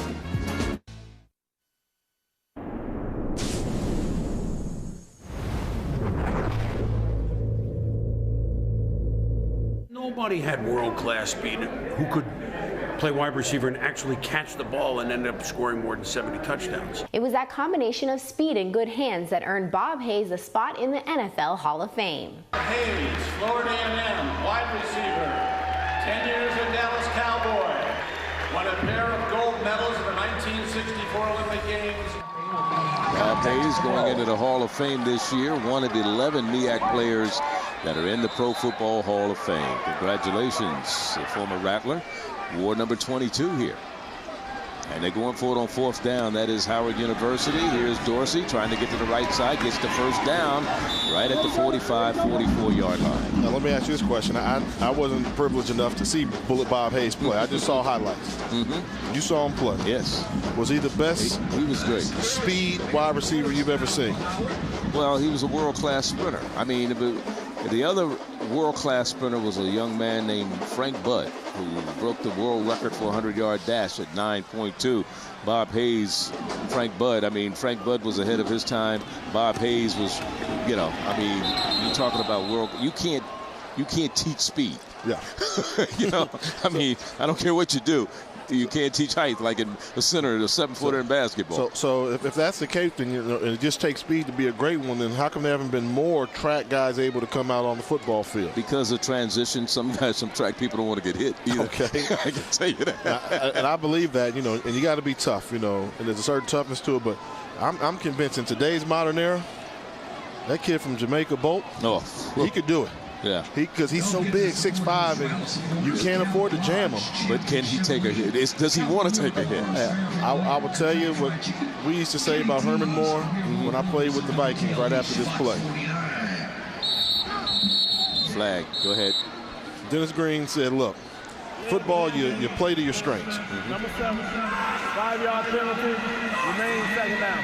Herman Moore caught 110 balls in one season. He ran a hitch, a curl, and a go. That's all he ran. None of those balls came across the middle. No Jerry Rice pass. A hitch, because what you do is if they don't respect the hitch, then you take the go. And then when they play off so much with the go, you take the hitch. But whatever, I'm not coming across the middle. Don't make them do it, hey. 2nd and 12. Here's a pass to Carter. And this is out of bounds, incomplete. Good defense downfield by number 17, Gerald Stewart, for Florida A&M. And with Bob Hayes being in the Hall of Fame, I think to be a Hall of Fame, you got to change the game. You know, people have to want to do what you're doing and make your impact felt. Bob Hayes changed the game.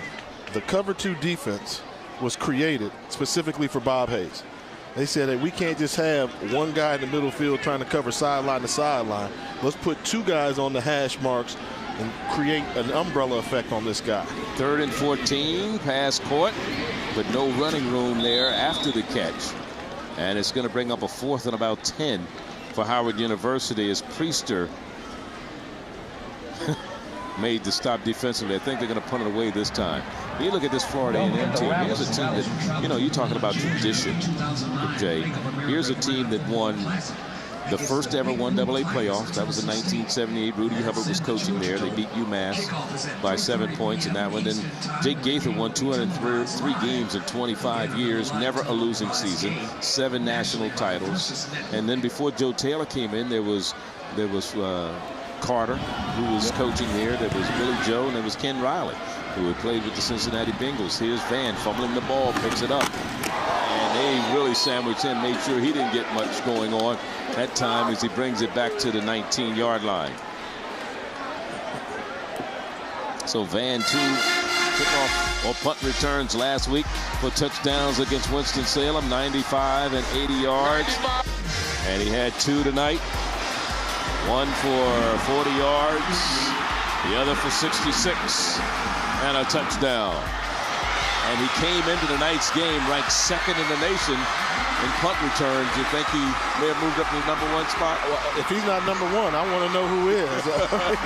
You know, that's remarkable. But what he's got to do, if he really wants to get serious about playing football at the next level, the decision making. You know, he gets away with a lot of things. You can't catch a ball over your shoulder on a punt. And just now we saw him with another bobble and drop. You know when to let the ball go out of bounds, know when to be aggressive with it. You know, it's those decisions that kind of I think he has to improve on. And I was looking to see him improve upon that, you know, this season from one season to the next. But he's still a very fearless return man, and that's what Coach Taylor said. The thing that drives you crazy about him is the thing that makes him a great returner, and that's that fearlessness. When you talk to Joe Taylor and you talk about the success he's had as a football coach, and you ask him, you know, what has made you so successful? He said, because I've been around good people. He said, and that's what has made me so successful. He's had some good people that he's worked with, and some great kids that he's been able to coach, and some great assistants has helped him along the way. First down to run by Rocker. Rocker got the ball again, once again, turns the corner about 4 yards on this one. So again, when you look at the schedules coming up, Florida A&M next week travels up to Atlanta. They'll take on the Tigers of Tennessee State. Then they travel down to Miami to take on the Hurricanes the following week. And then to Orangeburg against South Carolina State. So their next 3 games will be on the road. In fact, they only play 4 home games here at Bragg Stadium all year. They open the season against Delaware State. They're here tonight. They play homecoming against Norfolk State. That's October 24th. And then one more before they close out the season in Orlando against Bethune-Cookman.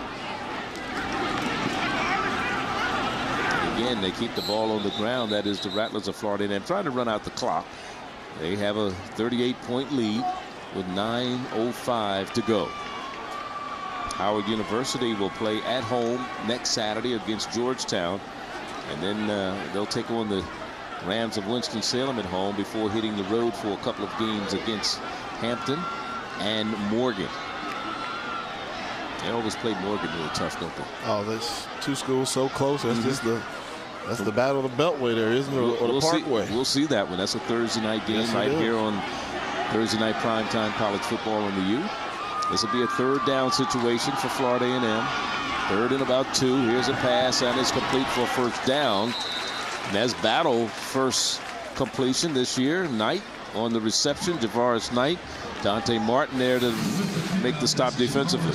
You know, Battle, you know he's going to go the right place with the football because he's just got that coaching DNA in him. And, hey, 3rd down, wide receiver running a slant route. Defenders playing off. It's just pitching and catching, pitching and catching.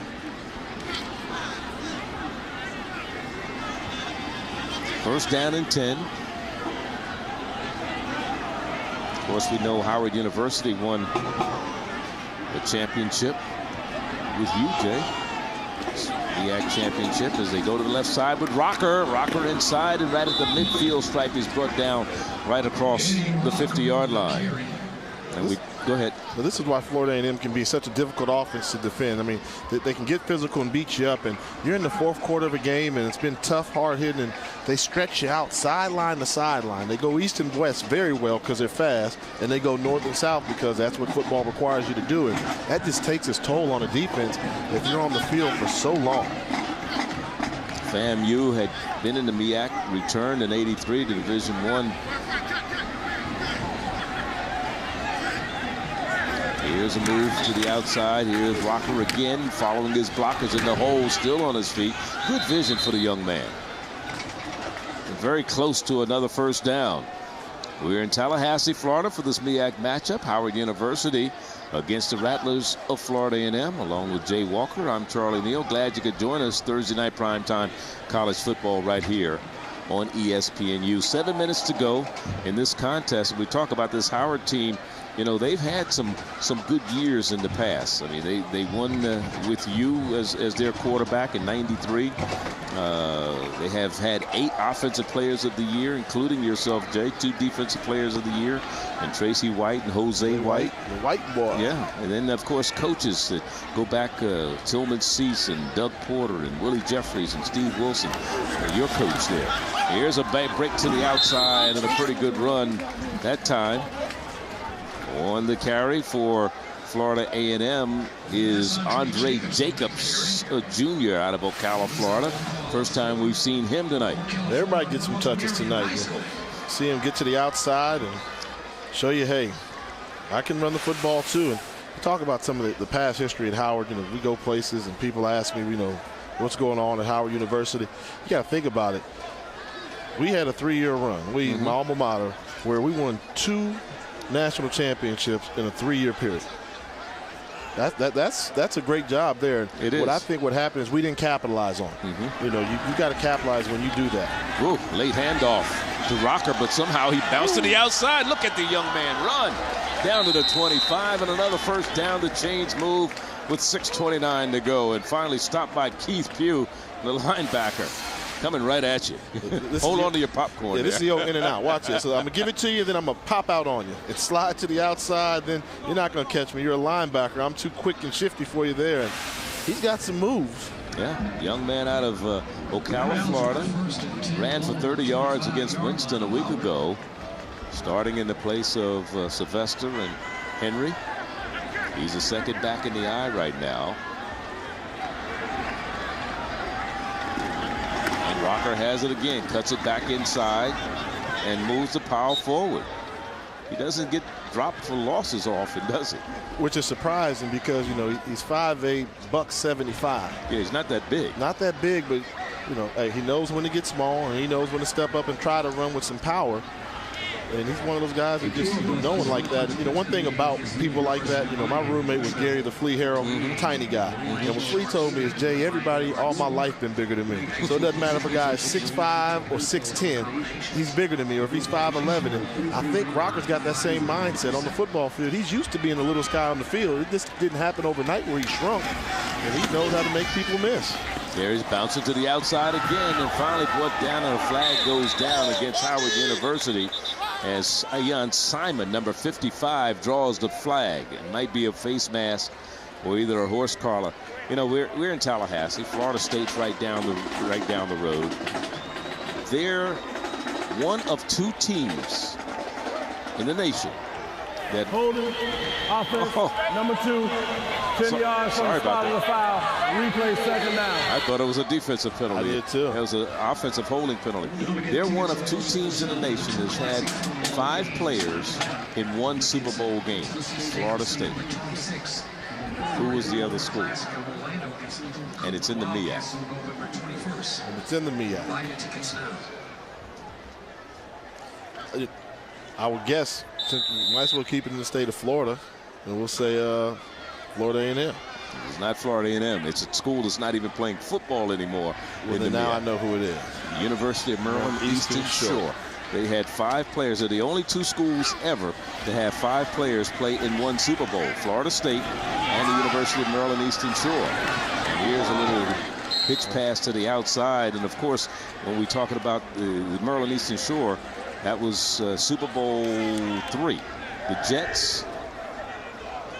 Oh, Jets, no, that was the guarantee game. That was in the Baltimore Colts.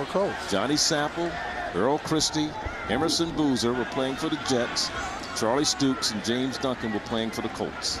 Now, the fact that you have that information just really lets me know you've got too much free time on your hands.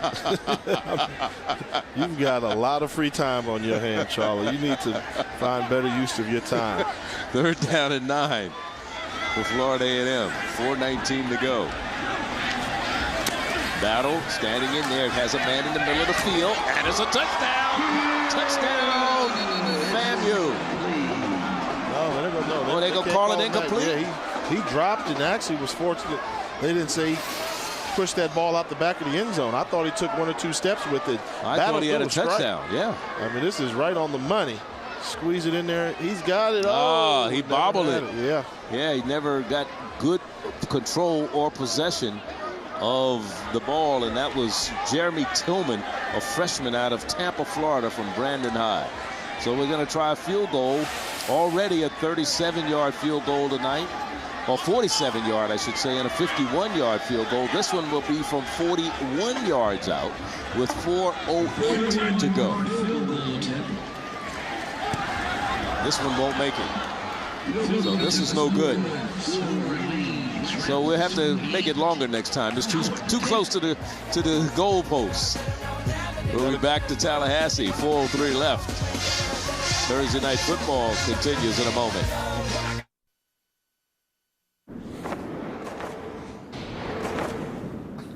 Last week, we reported that North Carolina Central will join the MEAC conference beginning in 2010. This week, we're telling you that Winston-Salem has decided to go back to Division II, thus ending their association with the MEAC conference. That's something you should know. And you should also know that September 17th is a very special day. Happy birthday, Jasmine Walker, my oldest daughter. Daddy loves you, How old is she? 11. Boy, they grow fast, 11. don't they? Yes, they do. I can't believe she's Daddy 11. loves you. It was like yesterday, right? Man. And I want to add, I hope you enjoy the guinea pig. You gave her a guinea pig? We did. We got her a guinea pig. It's a team effort, yes. Okay, very good. All right, good. Congratulations, Speaking of guinea pig, somebody got laid out there like a that was guinea Nelson. pig outside the cage. Richard Good hit Nelson. on the outside. Nelson, number 19, on the end around. Not much running room for him there. 3:35 is the time remaining. The clock ticking down. I'm going to tell you those players from Florida State that played in one Super Bowl. I already gave you the Maryland Eastern Shore. It's only happened twice in the history of the Super Bowl that 5 players from one school. And there's a pretty good run straight ahead up across the 30 to about the 32-yard line. New running backs, new people in the lineup for Howard University.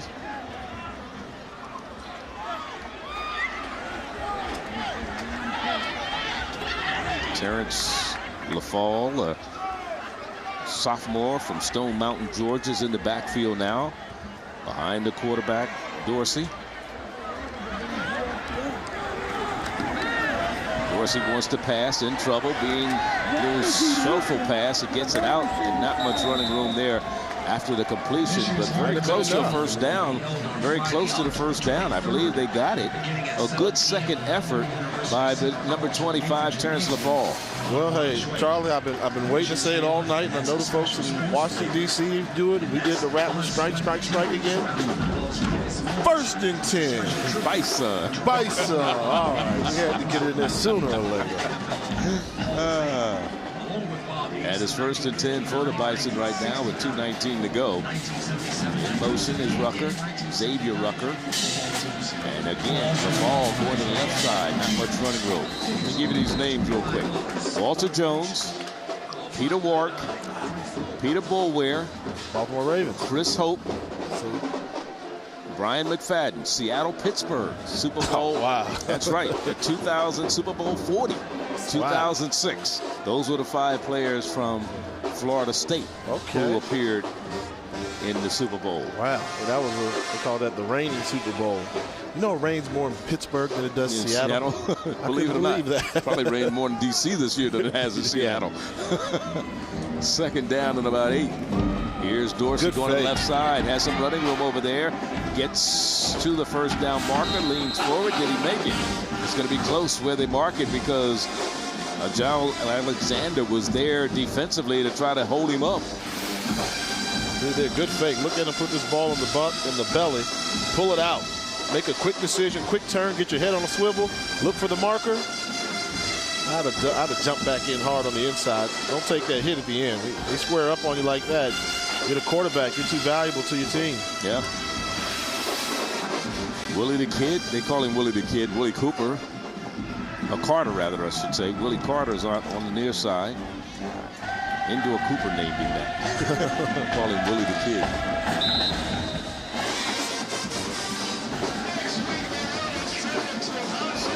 So they move the chain, they get the first down, and under a minute to go. 45 seconds, clock stops as they move the chains.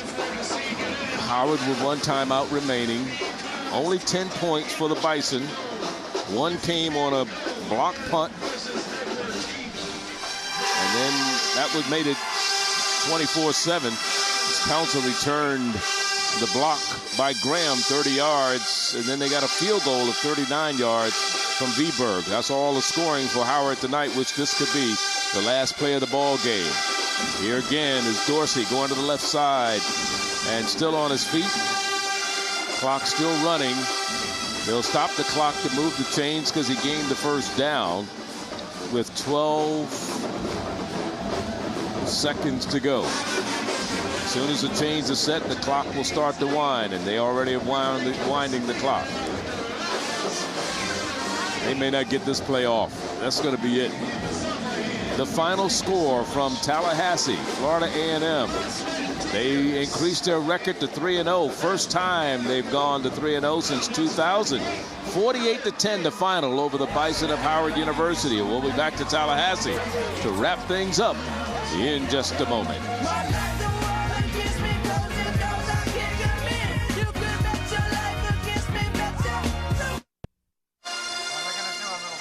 48-10 the final score here from Tallahassee. This MEAC matchup, FAMU over Howard University. And I think what is interesting when you look at a final stat, Jay, 66-63 plays for the two teams, but a big disparity as far as total yards. Yeah, and I think special teams really made a difference in this game right here. But Florida A&M, give them credit. We said they have to raise their level of competition. They raised it tonight. They did not play down to the level of competition that Howard was bringing to the table. 3-0 the Rattlers go to, and for Jay Walker and our entire ESPNU crew, I'm Charlie Neal, inviting you to join us on ESPNU in 2 weeks at 7:30 p.m. Eastern for a Southwestern Athletic Conference battle. That's when the Braves of Alcorn State take on the Golden Lions of Arkansas Pine Bluff.